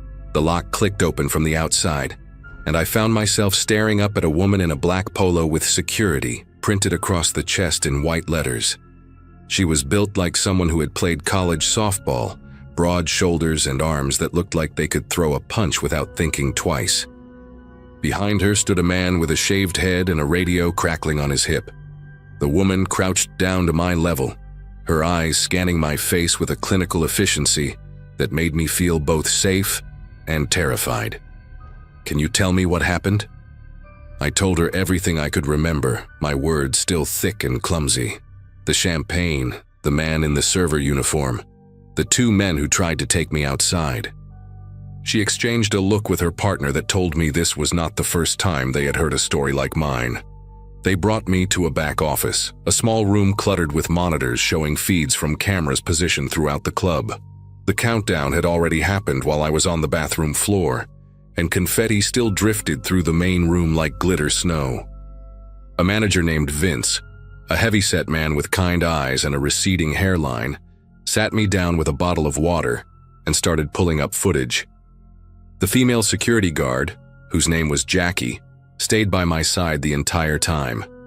Within minutes, they found him. The man in the server uniform appeared on camera at 11:38, walking through a service entrance near the loading dock. He was not on the employee roster. He had acquired a staff wristband from somewhere, probably stolen it off a real server, and had walked through the back hallways like he belonged there. On another monitor, they tracked him moving through the crowd, champagne flute in hand, stopping at my table for less than 30 seconds before vanishing again. Vince rewound and zoomed in, and I saw it clearly. The moment before he approached me, he pulled a small vial from his pocket and tipped something into the glass. But what made me feel truly sick was the footage from the back exit. Starting around 11:50, the same man appeared on the camera covering the rear door, the one that led to the alley behind the club. He checked the handle. He looked at his phone. He paced a few steps away, then came back. Every 2 or 3 minutes he repeated this pattern, his eyes fixed on the door like a predator waiting at a watering hole. The timestamp in the corner ticked past midnight, past 12:15, past 12:30. He only left when a delivery truck pulled into the alley at 12:42, headlights flooding the area and forcing him to retreat into the shadows and eventually out of frame. The two men who had tried to escort me out of the club never appeared on that camera. Jackie told me they had probably been stationed inside to guide targets toward the exit, while the man outside handled whatever came next. Targets. She used that word like it was routine, like they had a whole system figured out. The police arrived around 1 in the morning. 2 detectives, a man and a woman, took my statement, while a paramedic checked my vitals and drew blood to confirm what everyone already knew. They found traces of gamma-hydroxybutyrate in my system, the same substance that shows up in dozens of cases like mine every year. Heather finally appeared around 1:30.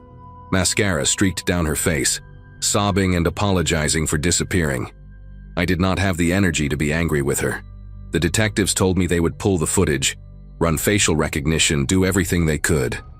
But their tone carried a weight I recognized, the kind of professional pessimism that comes from working too many cases that go nowhere.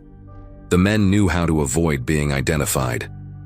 They wore no distinctive clothing, had no visible tattoos, and the camera angles never captured a clear shot of the tall one's face. The wristband had been reported stolen by a server who noticed it missing around 10:45, but assumed he had simply misplaced it in the chaos of the night. These men had done this before. They would probably do it again. I spent New Year's Day in bed, curtains drawn, jumping at every sound from the hallway outside my apartment. Heather stayed with me for 3 days straight, sleeping on my couch and checking the locks every few hours. The bruises on my arm turned purple, then yellow, then faded into nothing. The police called twice over the following weeks, once to confirm the toxicology results, and once to tell me they had not been able to identify any of the 3 men. The case went cold, filed away with hundreds of others just like it. I still think about that night, about the single knock on the bathroom stall door and the breathing on the other side. I think about the man waiting by the back exit, checking his phone, patient as a spider in a web. Sometimes I wonder if he found someone else that night after I escaped, someone who did not make it to the bathroom in time. I do not go to clubs anymore. I do not accept drinks I did not watch being poured.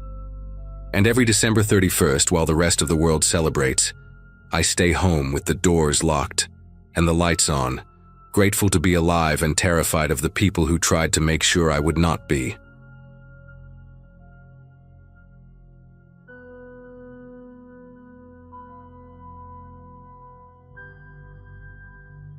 New Year's Eve has always been my excuse to stay indoors. While everyone else floods the streets and packs into bars, I prefer the quiet of my own apartment. A modest 2-bedroom unit on the 3rd floor of a building in a working-class neighborhood just outside of Houston. My sister Vicky keeps telling me I need to get out more, that turning 34 means nothing if I spend every holiday like a hermit. But after 10 years working as an HVAC technician, crawling through attics and dealing with people's broken units all day, the last thing I want is to squeeze into some overcrowded venue with strangers screaming in my ear. That Wednesday night, December 31st, 2023, felt like any other quiet celebration to me. I had invited my buddy Jerome and his wife Patty over for some food, a few beers, and whatever countdown show was playing on TV. Nothing fancy, nothing wild. Just 3 people in their 30s acting their age for once. My apartment sat on Ridgecrest Drive, a street that got louder every year as the neighborhood changed, but I figured the noise would die down by 1 or 2 in the morning like it always did. Jerome and Patty left around 12:30, right after we watched the ball drop and clinked our bottles together. Patty had to work an early shift at the hospital the next morning, so they didn't stick around long. I remember standing at my door, waving them off as they walked down the outdoor corridor toward the stairwell, their footsteps echoing against the concrete.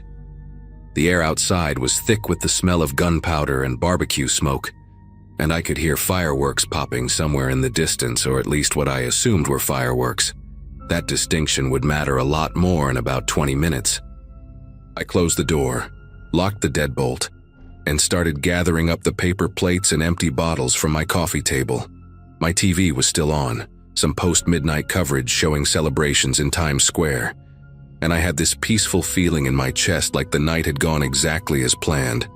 I carried the trash into the kitchen, tossed it in the bin under the sink, and grabbed a wet rag to wipe down the counter. Everything was calm, everything was normal, and I had no idea that my ceiling was about to explode.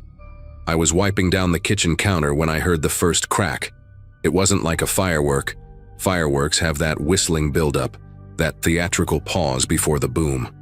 This was sharp, sudden, like someone snapping a thick branch right above my head. I looked up at the ceiling just in time to see a chunk of drywall the size of my fist come loose and tumble down onto my living room carpet. Dust puffed up from the impact, little white particles floating in the glow of my floor lamp. For a second, I just stood there with the wet rag in my hand, trying to process what I was seeing. My first thought was that something had fallen on the roof, maybe a piece of debris from a firework or some drunk idiot throwing something off a balcony. But then I noticed the hole, a small, dark puncture in the ceiling surrounded by cracked plaster, perfectly round, like someone had driven a nail through from the apartment above. Except there was no apartment above me. I lived on the top floor, and above my ceiling was nothing but roofing material and open Texas sky. I walked over slowly, my brain still not catching up to what my eyes were telling me. The debris on the carpet wasn't just drywall.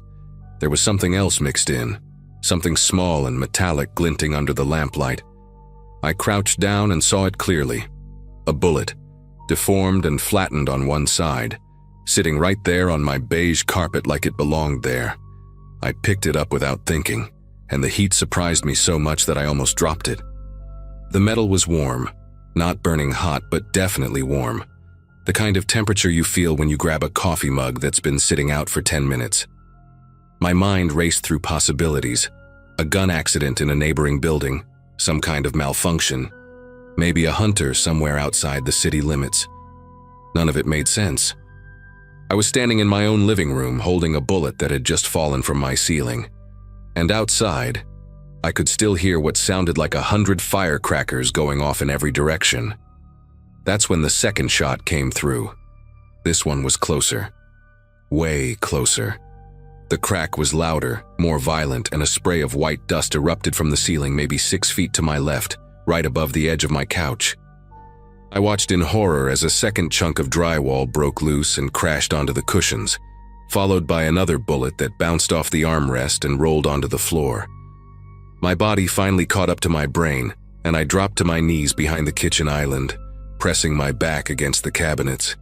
My heart was hammering so hard I could feel it in my throat, in my temples, in my fingertips. Someone was shooting at my apartment. That was the only thought I could form. Someone was shooting at my apartment, and I had no idea who or why. I pressed myself lower, trying to make myself as small as possible, my cheek against the cold tile floor. The popcorn ceiling above me suddenly looked like a minefield, every inch of it a potential entry point for the next round. I could hear more pops outside, more cracks, more explosions that I now knew weren't fireworks at all. I fumbled for my phone in my pocket, my fingers clumsy and uncooperative. The screen lit up and I dialed 911, pressing the phone hard against my ear while keeping my body flat behind the island. It rang 4 times before someone picked up, and the voice on the other end sounded exhausted, overwhelmed like they'd already answered 1,000 calls that night. I tried to explain what was happening. Bullets coming through my ceiling, 2 shots already, I'm hiding in my kitchen. But the words came out jumbled and frantic. The dispatcher asked for my address and I gave it to her, spelling out Ridgecrest Drive twice because she couldn't hear me over the noise in the background on her end. Then she said something that made my entire body go cold. She told me that they were receiving dozens of calls about gunfire across the city, that officers were stretched thin responding to shootings and accidents, and that it might be 30 to 40 minutes before anyone could get to my location. 30 to 40 minutes. I was lying on my kitchen floor with bullets punching through my roof, and the best they could offer was maybe an hour. The dispatcher told me to stay low and stay away from windows, like I needed instructions on how to not get shot. She said she'd keep my call logged as a priority, but I could hear the doubt in her voice, the resignation of someone who knew the system was failing in real time. I thanked her anyway and hung up, then immediately called Jerome. He picked up on the second ring, his voice groggy like he'd already fallen asleep in the car ride home. I told him what was happening, speaking fast and low, and I heard Patty gasp in the background when she understood. Jerome wanted to come back, wanted to drive over right then. But I told him no. The streets were chaos. People were firing guns into the air everywhere. And the last thing I needed was my best friend catching a stray bullet on his way to save me. He made me promise to keep texting him every few minutes, to let him know I was still okay. I promised, even though I had no idea if I would be okay, if any of us would be okay, if this nightmare would ever end. I army crawled from the kitchen toward the hallway, keeping my body as flat as possible against the tile. My bathroom was at the end of the hall, a small, windowless room with a cast-iron bathtub that my landlord had never bothered to replace. In that moment, that old ugly tub seemed like the safest place in the world, surrounded by walls on all sides, no ceiling exposure to the roof, just solid porcelain and iron between me and whatever was falling from the sky. I pulled myself along the floor, my elbows burning against the rough surface, my breath coming in short, ragged bursts. Another crack echoed somewhere outside, followed by a whoop of celebration and more gunfire. I realized then what was happening, why the bullets were coming down at random angles, why the police couldn't stop it. It wasn't a shooting in the traditional sense. It was celebratory gunfire. People all over the neighborhood, maybe all over the city, firing their pistols straight up into the air to ring in the new year. And what goes up, as they say, must come down. Every bullet that left those barrels was arcing through the night sky and falling back to earth with enough force to punch through roofing material, through drywall, through flesh and bone if you were unlucky enough to be in its path. I made it to the bathroom and climbed into the tub, pulling myself over the cold porcelain edge and curling up at the bottom like a child hiding from a thunderstorm. The cast iron pressed against my spine, hard and unforgiving, but I didn't care. I lay there in the dark, staring up at the bathroom ceiling, listening to the chaos outside. Every pop made me flinch. Every crack sent a jolt of adrenaline through my system. I kept my phone clutched against my chest, the screen lighting up every few minutes with texts from Jerome asking if I was still alive. I typed back one-word responses. Yes, okay, still here. Because I couldn't manage anything more. Time moved strangely in that bathtub. Minutes felt like hours, and hours felt like days. I could hear music playing from somewhere down the street, bass thumping through the walls, people laughing and shouting like the world wasn't raining bullets. At one point, I heard a woman scream, a sharp piercing sound that cut through everything else, and I pressed my palms over my ears and squeezed my eyes shut and prayed it wasn't what I thought it was. The third bullet came through around 1:15 in the morning. I heard it hit somewhere in the apartment, a distant thud followed by the familiar sound of debris falling. I didn't move from the bathtub. I couldn't move. My legs had gone numb from the awkward position, and my back was screaming from being pressed against the hard surface for so long, but none of that mattered. I just lay there, counting the seconds between each burst of gunfire outside, trying to calculate how many more rounds might be headed my way. I thought about my mom, who lived alone in a single-story house on the other side of town, and wondered if she was safe. I thought about Jerome and Patty, probably home by now, probably lying in their bed unable to sleep. I thought about all the New Year's Eves I had spent complaining about the noise, rolling my eyes at the reckless idiots shooting their guns into the air, never once imagining that I would end up cowering in my bathtub while their bullets punched holes through my home. The gunfire outside seemed to come in waves, intense barrages followed by brief moments of quiet, then building up again like a storm that refused to pass. Somewhere around 2:30, the shooting started to slow down. The gaps between bursts grew longer, the pops more scattered, the whoops and cheers less frequent. I stayed in the tub anyway, not trusting the silence, not trusting anything.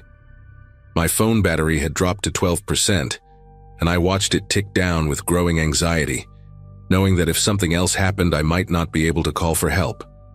At 3 in the morning, I finally heard sirens, not coming to my building, but somewhere nearby, maybe a block or two over. I wondered if someone had been hit, if that woman's scream I heard earlier had been more than just fear. I wondered how many people across the city were lying in bathtubs just like me, or hiding under beds, or pressing themselves flat against floors while the sky rained metal. The thought made me feel less alone and more terrified at the same time. By 3:30, the gunfire had mostly stopped, replaced by the distant wail of ambulances and the occasional bark of a dog. I waited another 30 minutes before I trusted myself to move, my muscles stiff and aching as I pulled myself up and over the edge of the tub. I walked through my apartment like a survivor, surveying the wreckage after a natural disaster. The living room was covered in a thin layer of white dust from the ceiling damage. I found 3 holes total, one above the carpet where the first bullet came through, one above the couch from the second, and a third near my bedroom door that I hadn't even heard happen.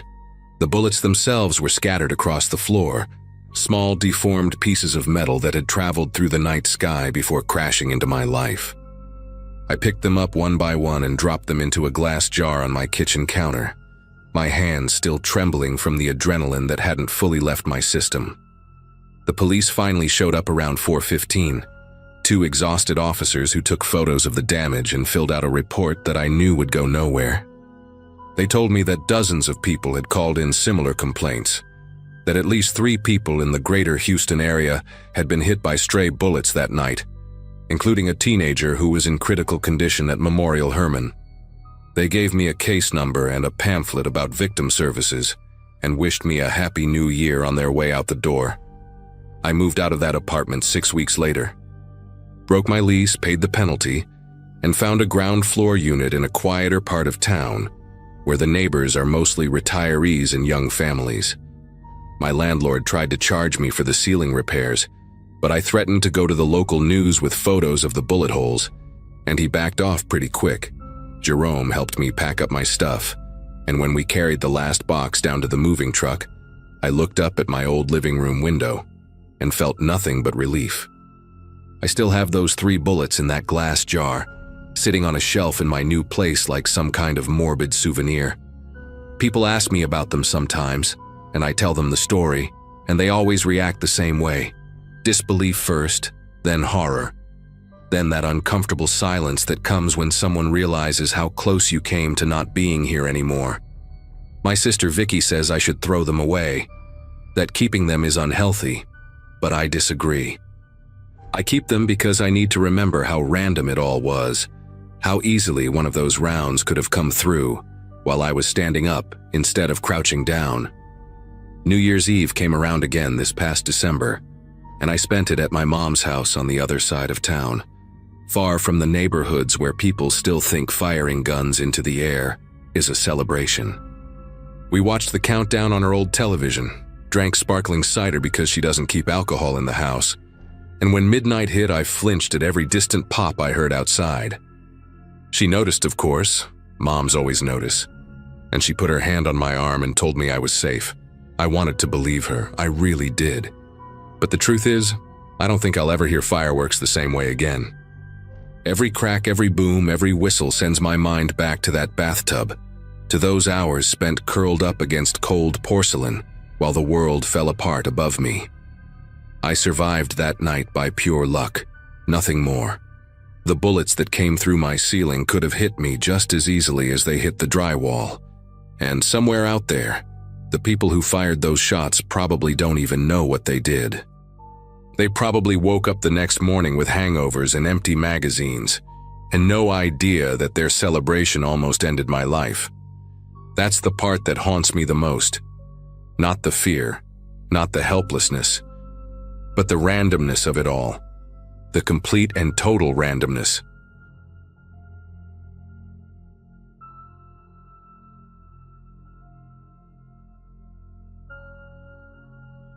The last night of that year still sits in my memory with this strange mix of excitement and static, like a song that cuts out right before the best part. I'd headed downtown with my friend Marissa because neither of us wanted to spend New Year's Eve alone in our apartments again. The city had turned the main square into this giant glowing stage, packed with food trucks, metallic confetti drifting over everyone's heads, and a countdown timer projected against a building that reflected the lights like a cracked mirror. I remember feeling almost weightless from the noise and the closeness of people leaning shoulder to shoulder, just trying to see the fireworks better. At that moment, everything felt safe, crowded, but safe. Marissa kept tugging at my sleeve, pointing at strangers' ridiculous hats or couples rehearsing kisses too early. We laugh the way you laugh when you're trying to convince yourself the year will be different just because the clock says so. The countdown hit 0, and the square erupted with a roar so loud it felt like the air thickened around us. People jumped, hugged, screamed, and that huge surge of bodies moved in every direction at once. Marissa and I lifted our phones to film, trying not to poke anyone in the eye, while fireworks exploded behind the skyscrapers in colors so bright they washed out the whole sky. It took maybe 2 minutes for the happy chaos to shift into something far more frantic. The crowd started pushing toward the metro entrance we needed to reach, and our steps got pulled into that tide whether we wanted them to or not. Marissa was right in front of me, literally an arm's length, her hair full of glitter, her silver scarf trailing like a tail behind her. I kept my eyes on that scarf because it became the only anchor I had in the movement. By the time we reached the sidewalk near the metro steps, that anchor slipped. A group surged between us, drunk and loud, and bodies shuttled us apart in this jittery sideways motion I couldn't control. I tried calling her name, but the fireworks drowned everything out. I could still see the top of her head, but the stream of people pushed her forward faster than me, almost funneling her toward the entrance. It didn't feel threatening, just messy, so I figured she was getting carried ahead, and would wait for me downstairs. My boot slid slightly on crushed confetti, and someone bumped my shoulder hard enough to tilt my balance. When I regained it, her silver scarf was nowhere in sight. Still, that didn't alarm me yet. It was New Year's Eve. People were basically a living river at that point. Inside the station, the atmosphere felt tighter, like the walls were amplifying every leftover shout and every echo from the street above. Trains were pulling in and out non-stop, trying to move crowds before things turned into another headline about injuries near the square. I stepped into the first car that opened, scanning faces quickly, expecting to see Marissa waving me over with that mocking, "took you long enough" expression she always used. Instead, my phone buzzed right as the doors were about to close. The message preview lit up my screen in this stark white box that didn't match the celebration at all. It was from Marissa, sent seconds earlier, and it read, "Someone's pulling me. Help." The doors slid shut in front of me before I could step out. The train lurched forward, but my mind barely registered the movement. That message didn't match the tone of anything we'd lived in the past hour, and the wording hit me with this sharp clarity that cut through the leftover excitement. I squeezed past a couple leaning against the pole and hit the emergency intercom before I could second-guess myself. My voice came out too loud, telling the operator I needed to get off at the next stop immediately. People stared, but no one asked what was happening. Everyone looked exhausted from the crowd. When the train stopped, I pushed through the doors the second they opened and sprinted up the escalator 2 steps at a time, my heart slamming against my ribs in a messy rhythm that had nothing to do with panic attacks and everything to do with the fact that Marissa wasn't answering a single call. Outside, the fireworks were still echoing across the downtown buildings, masking sirens and shouts from somewhere close. When I reached the street level, the police presence had doubled. Officers were guiding injured people toward makeshift aid stations, and I overheard someone mention crush injuries near the center of the square. That only added to the mess in my head, but I forced myself to retrace our route as precisely as I could. Every block looked slightly distorted, as if the combination of smoke, confetti, and leftover bursts of light had thrown a filter over the city. I followed the path we'd carved through the crowd earlier, checking the ground for anything familiar. A glove, a hat, a metallic noisemaker. None of it mattered. None of it was hers. My brain kept clinging to the last clear image I had of her. That silver scarf dragging lightly against the pavement as she pushed toward the metro steps. It took me several minutes to reach the spot where we'd been separated, and that's when I noticed a shape on the ground that hadn't been there before. The scarf lay half crumpled near the side of a maintenance doorway built into the station wall. The metal door was supposed to stay locked. Every local knew that. Yet it sat slightly ajar as if someone had nudged it with their foot while passing through. The scarf looked like it had been dropped mid-movement, not placed gently. I crouched and picked it up, and there was this faint smell of the cologne she'd been wearing earlier, mixed with something damp and metallic that didn't fit the night at all. I called her again, straight to voicemail. Something in my chest tightened, and I backed away just enough to catch a breath before leaning toward the doorway. Inside the narrow opening, a sliver of yellow light flickered, the kind produced by old bulbs that hum louder than they shine. The passage led downward, not deep, but enough that the sounds of the street faded into a muffled roar. A sign on the wall read, "Authorized personnel only," and the paint was peeling like bark off a dying tree. I hesitated because stepping in felt like breaking a boundary the city had drawn on purpose. But the scarf was still in my hand, and the message on my phone hadn't magically changed. I slipped through the doorway, keeping one hand on the wall because the floor slanted unevenly. The deeper I went, the more the tunnel carried this sharp smell of dust and wet concrete, and something else, something that reminded me of a basement after a flood. The tunnel curved left, then right, like it had been added in pieces over the years without any real planning. As I walked, the noise from above dissolved completely, replaced by the echo of my own footsteps bouncing off the walls in uneven patterns. That echo wasn't consistent, though. Every few seconds there was a second sound trailing mine, not synchronized, not repeated in the same rhythm. It felt like someone ahead of me was adjusting their pace on purpose. I kept calling Marissa's name, but the tunnel swallowed my voice, smothering the edges of it.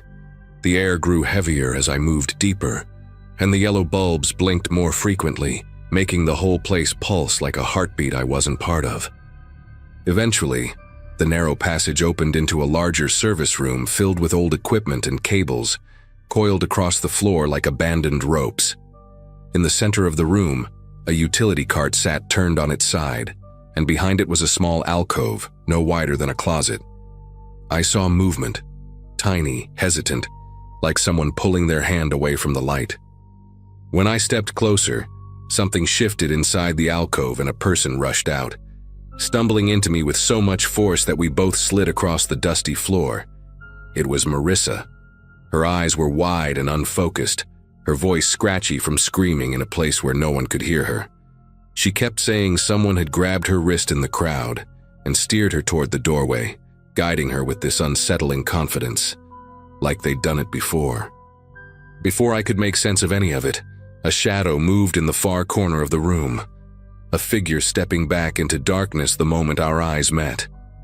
The outline was tall, shoulders stiff, posture deliberate. Whoever it was didn't run. They simply retreated into a side passage with the slow certainty of someone who knew the layout far better than we did. I grabbed Marissa's arm, and we bolted in the opposite direction, retracing our steps through the tunnel as fast as our legs allowed. When we reached the doorway, 2 transit officers were already there, alerted by a station tech who'd seen the door open on his monitors. They pulled us out, locked the entrance, and called for backup, while Marissa tried explaining what had happened in broken, trembling sentences. Hours later, after statements, after medical checks, after far too many questions, one of the officers told us something that has stayed with me ever since.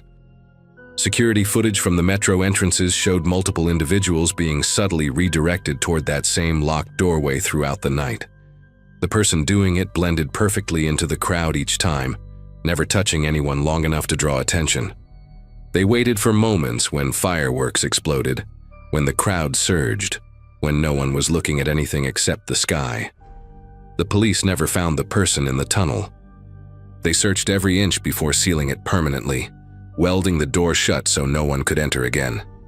Marissa and I moved out of the city a few months later, and to this day, we don't talk about that night unless someone asks why we never attend public countdowns anymore. I still have her scarf folded in a drawer, and even now I check every doorway near a station before I walk past it.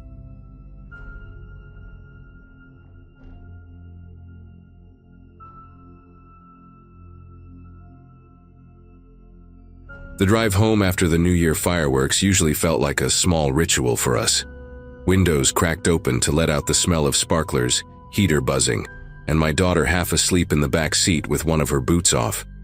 That night, though, the road cutting past the old industrial lots seemed darker than usual, like the streetlights were taking turns failing.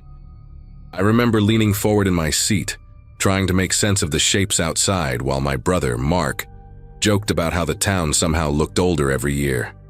We weren't in a hurry, just easing our way back after visiting relatives, still carrying that warm, tired feeling you get when the night went longer than planned. Nothing about that moment hinted that things were about to take such a sharp turn. The quiet in the car was almost comforting until Mark muttered something and tapped the brakes. At first, I thought he had slowed down because of debris on the shoulder, maybe some leftover fireworks or a bag that fell from someone's truck. But as the headlights stretched farther across the pavement, a shape stood out, too still, too human.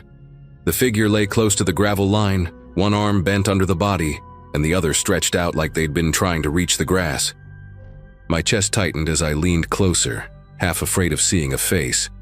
The person's jacket had this strange, reflective strip that caught the light, not the kind used on work coats, more like one someone had sewn on themselves.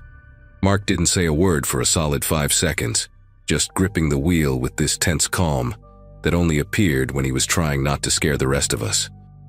When he pulled onto the shoulder, the car rolled to a stop with a slow crunch of gravel, and I could feel that eerie stillness sink in, the kind that makes every small sound seem louder. The air outside looked thick, almost muffled, and the only movement came from the blinking hazard lights reflecting off bits of broken pavement. Mark told me to stay in the car while he called emergency services, but I stepped out anyway, keeping a few feet behind him. The person on the ground didn't move at all, not even a twitch. There was this odd detail I can't shake. One of their shoes was several feet away, resting upright as if someone had set it down deliberately. Mark kept his voice steady while talking to dispatch, but the way he kept glancing around made it clear he sensed something wrong lurking beneath the surface of what we were seeing. By the time the first patrol car arrived, the officer barely had to look twice before asking us to step back. He walked along the shoulder with a flashlight angled low, sweeping slow, like he expected the ground to tell him a story. It didn't take long for him to find the tire marks, deep, curved impressions cutting across the gravel in a pattern that didn't match a simple accident. Another officer showed up, then a third, and soon they were moving with that clipped urgency people get when they realize they're not dealing with a random tragedy. One of them asked if we'd heard anything earlier, an engine revving, a shout, anything. But the night had been quiet besides the last echo of fireworks. When they told us it looked deliberate, the weight of it settled in so suddenly that even Mark stopped trying to keep his composure for my sake. The neighborhood surrounding that stretch of road slowly came alive as word spread that police were investigating something serious. People stepped out onto porches still wearing party hats, jackets thrown over pajamas, champagne flutes in hand. I remember a woman with a bright red scarf wrapped twice around her neck pointing down the street and telling an officer she'd heard a truck tearing through just after midnight. She described the engine as strained, like someone pushing it harder than it could handle. Another neighbor, an older man leaning heavily on a cane, mentioned seeing headlights swerving near the stop sign moments before disappearing into the dark. The officers marked every detail down, but the way they exchanged glances made it clear these accounts were aligning in a way they didn't like. While they continued gathering statements, one of the detectives, tall guy, narrow face, hair pulled back so tight it almost looked lacquered, approached us. He had this habit of pausing 2 seconds before speaking, as though mentally filtering every sentence. He asked again about the moment we first saw the figure, about the shoe lying away from the body, about how long we'd been parked. Mark answered most of it, but the detective kept watching me as if he wanted a second version of the night to compare against the first. I told him everything I remembered. The sudden stillness, the way the jacket reflected oddly, the absence of skid marks where a driver might have tried to brake. He nodded slowly at each detail, his expression tightening only when dispatch radioed something that made him stiffen and walk off without explanation. A few minutes later, something shifted among the officers, an almost electric ripple of urgency. Additional patrol cars pulled up, and the detective with the lacquered hair returned, now moving faster and speaking with clipped precision. He explained that a missing person alert had just come in from a town a little over an hour away. The description matched the person lying by the shoulder. According to the alert, the individual had been involved in a bar fight earlier that night, one that escalated more violently than anyone there expected. Someone had stormed out afterward, threatening to finish things, and witnesses mentioned a beat-up pickup truck with a dented passenger door speeding away from the parking lot. Hearing that made the scene in front of us tilt into something far heavier than a tragic coincidence. As they processed the information, the truck sightings from the neighbors suddenly snapped into focus for the investigators. The older man with the cane clarified that the truck he'd seen seemed lifted higher than usual, with mismatched headlights, one bright white, one dim and yellowish. The woman with the red scarf added that she noticed a long scrape along the passenger side as it raced past, illuminated briefly by leftover fireworks, smoke hanging low in the air.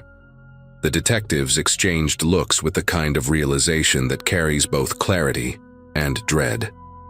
Everything was pointing towards someone who knew exactly what they were doing, someone who had chased this person down and used the dark, empty stretch of road as their stage. Standing there, watching the officers pace along the shoulder, I kept replaying the moment we first spotted the figure on the ground.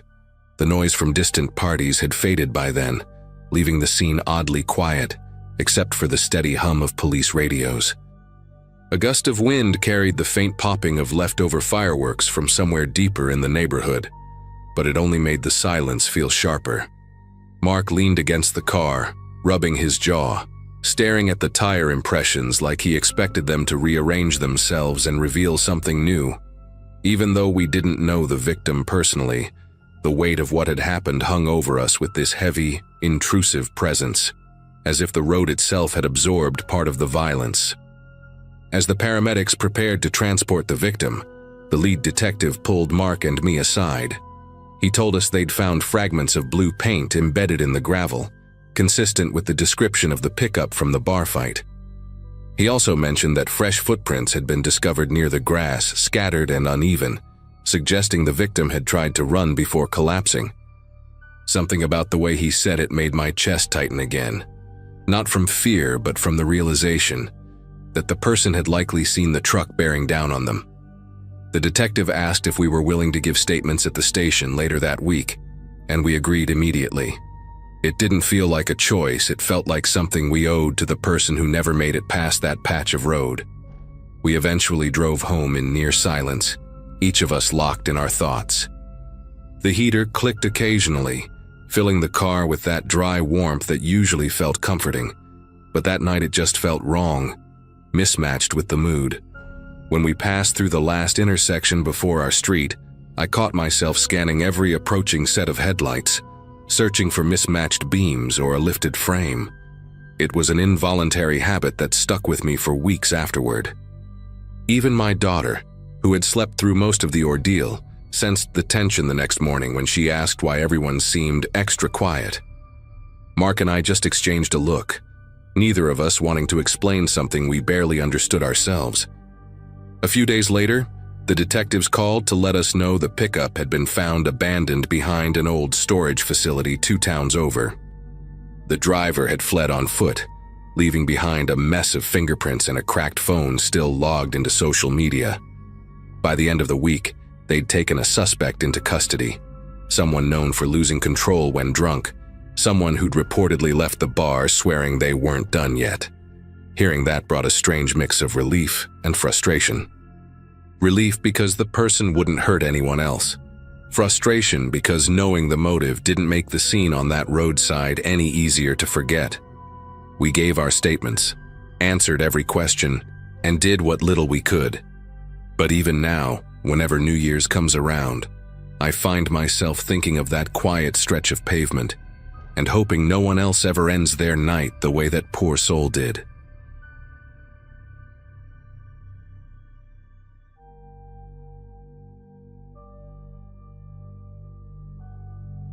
By the time that New Year's Eve rolled around, I'd been juggling too many things at once. My job at a small marketing firm, a shaky relationship I was trying to stabilize, and a general sense that I needed one night to just breathe.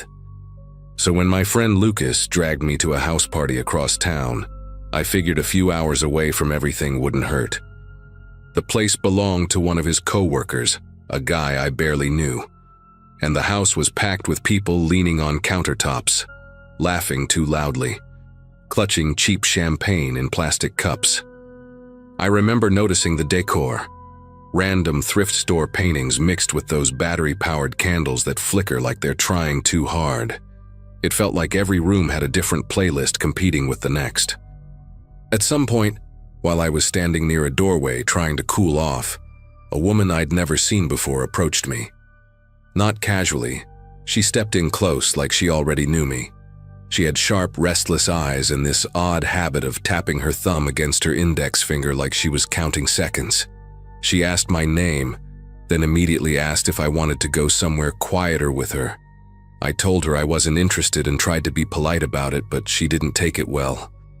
She leaned in closer, said something under her breath that I couldn't understand, and then walked away so abruptly it almost felt theatrical.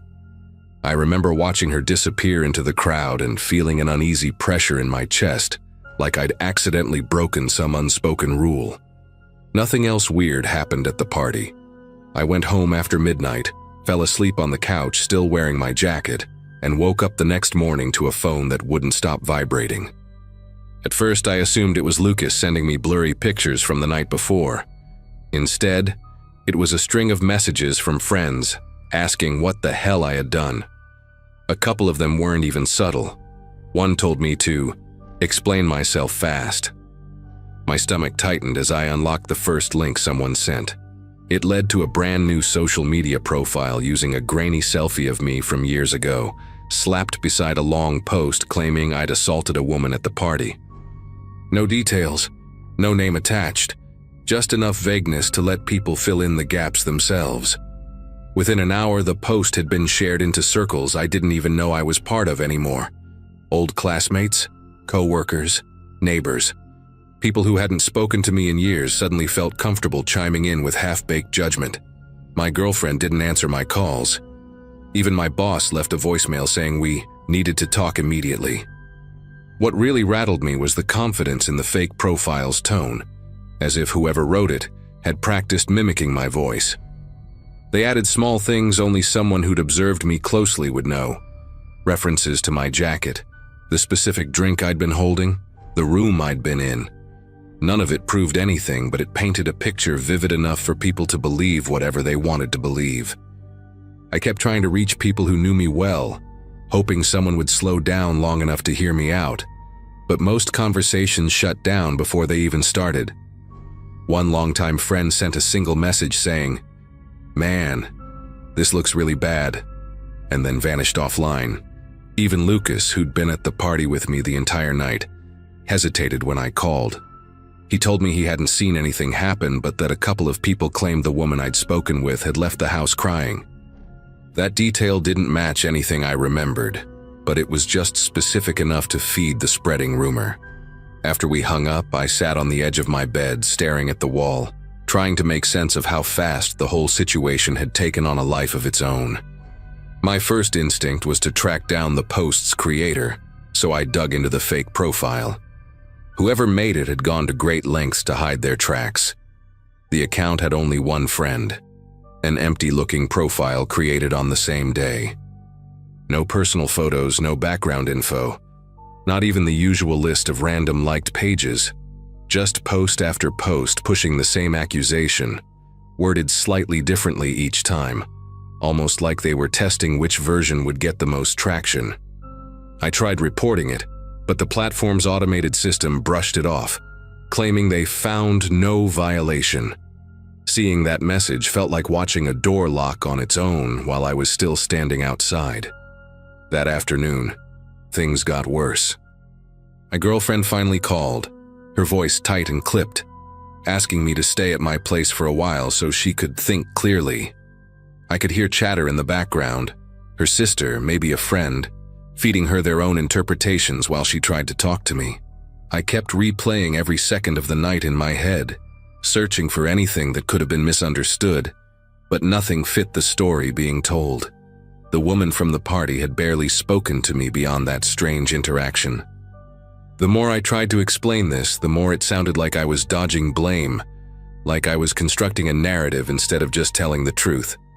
By early evening, someone had taken screenshots of the fake profile and reposted them in a community group connected to my workplace. Colleagues I'd never interacted with were now leaving comments wondering if the company would take appropriate action. When I tried logging into my work email to get ahead of it, I found my access temporarily suspended. That was the moment a kind of heavy electric tension settled in my chest, because it became obvious that whoever targeted me wasn't just stirring up trouble for fun. They were pushing everything toward a point where I'd be isolated, discredited, and unable to defend myself.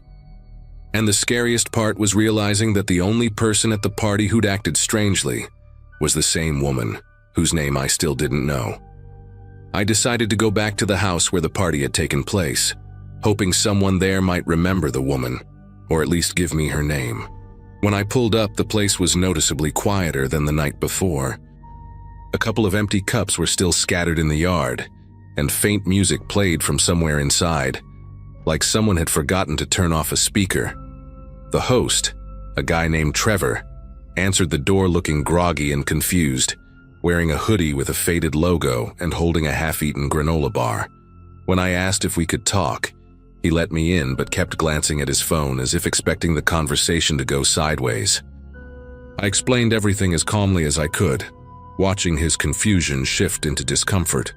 When I mentioned the woman who had approached me, he paused as if searching his memory for something that wouldn't come. He said he didn't recognize the description at all. Sharp eyes, constant tapping, that weirdly rehearsed way she spoke. He insisted he'd never invited anyone like that and would have remembered if she'd caused any trouble. The more he denied knowing her, the stranger the situation felt. He finally admitted that a few people had mentioned seeing someone crying near the bathroom, but nobody could agree on what she looked like. Some said she wore a dark jacket. Others insisted it was light-colored. One person swore she had short hair, while someone else was adamant she had long hair pulled into a braid. It was like people were describing 4 different women. As I left the house, I called Lucas again and asked if he could meet me somewhere quiet. He showed up at a small coffee shop near the river, looking uneasy but trying to be supportive. I walked him through everything I'd found so far, and he leaned forward with both elbows on the table, tracing the rim of his cup with one finger while he listened. When I mentioned the conflicting descriptions of the woman, he nodded slowly and said something that stuck with me. It's like she wanted attention, but not an actual identity. That phrasing hit harder than he probably intended. The idea that someone could deliberately move through a crowd leaving such scattered impressions, barely consistent, yet memorable enough to weaponize, made the whole situation feel less random and more deliberate. On my way home, I decided to check the fake profile again, half hoping it had been taken down. Instead, I found a new post pinned to the top, a long message claiming I'd threatened the woman after she tried to get help. They even added a timestamp suggesting the argument had happened around the same moment I was outside talking with Lucas. The post included a blurry photo of the back of my jacket taken from an angle I didn't recognize. I hadn't felt watched at the party, but clearly someone had been paying very close attention to me. And seeing that picture, slightly tilted, taken from a doorway, made me realize that whoever started this had been close enough to brush past me without me ever noticing. When I got home, I called my brother, who's usually the level-headed one in the family, hoping he'd give me some unbiased perspective. Instead, he sounded wary, like he was choosing every word with caution. He told me he believed me, but he also said the situation was bigger than either of us expected. Someone had messaged him anonymously with screenshots before I even reached out, urging him to take distance for everyone's sake. Hearing that made something tighten behind my ribs. Not fear exactly, but a sharp awareness that the person behind this wasn't just tossing accusations into the void. They were reaching into my life with surgical precision, touching people I trusted before I could. I ended the call feeling like the walls of my life had shifted a few inches inward. That night I barely slept. Instead, I sat on my couch with every light on, scrolling through the fake profile again and again, trying to find a crack in it. Around 3 a.m, a comment appeared under one of the posts, an account I didn't recognize tagging another person and saying, "Isn't this what you warned us about?" Curious, I clicked on the commenter's profile. Buried in their old posts was a picture from the New Year's Eve party, taken in the kitchen. In the corner, near a stack of red cups, stood the same woman who had approached me. Same restless hands, same intense stare. The photo was time-stamped hours earlier than when she spoke to me, but her expression was identical, like she'd been maintaining the same mask all night. And beside her stood someone I did recognize, Trevor, the host, laughing at something off camera. The next morning I went back to Trevor's house unannounced. This time he looked more alert, almost expecting me. When I showed him the picture, the color drained from his face. He admitted he remembered the moment it was taken and said the woman had shown up with a coworker of his, a guy I'd met once years ago at a different event, someone I barely remembered, someone who, according to Trevor, had left the party early without saying goodbye. That thread unraveled fast. I looked up the coworker's old posts, and the pattern hit me in an instant. Comments he'd made about people getting away with things. vague rants about being overlooked, and several posts hinting at grudges against people who acted superior. It wasn't solid proof, but it was enough to piece together a disturbing possibility that he'd orchestrated the entire thing out of resentment, using a stranger with enough social camouflage to stir chaos without being remembered clearly. I confronted him online, sending a long message laying out everything I'd connected. He never replied, but within an hour, the fake profile disappeared, and all the reposts from the secondary account vanished as well. My work access was restored the next day. My girlfriend came over that evening, and the tide of outrage slowly drifted away as people realized the posts were gone. Nobody apologized, and nobody admitted they'd been quick to believe a stranger over me. The whole situation just dissolved, leaving behind a silence that felt heavier than the accusations themselves. To this day, I don't know whether the woman was part of it or just someone he manipulated into playing a role. But every New Year's Eve since then, I catch myself scanning every room a little too carefully, wondering how close someone can stand without you noticing the damage they're about to cause.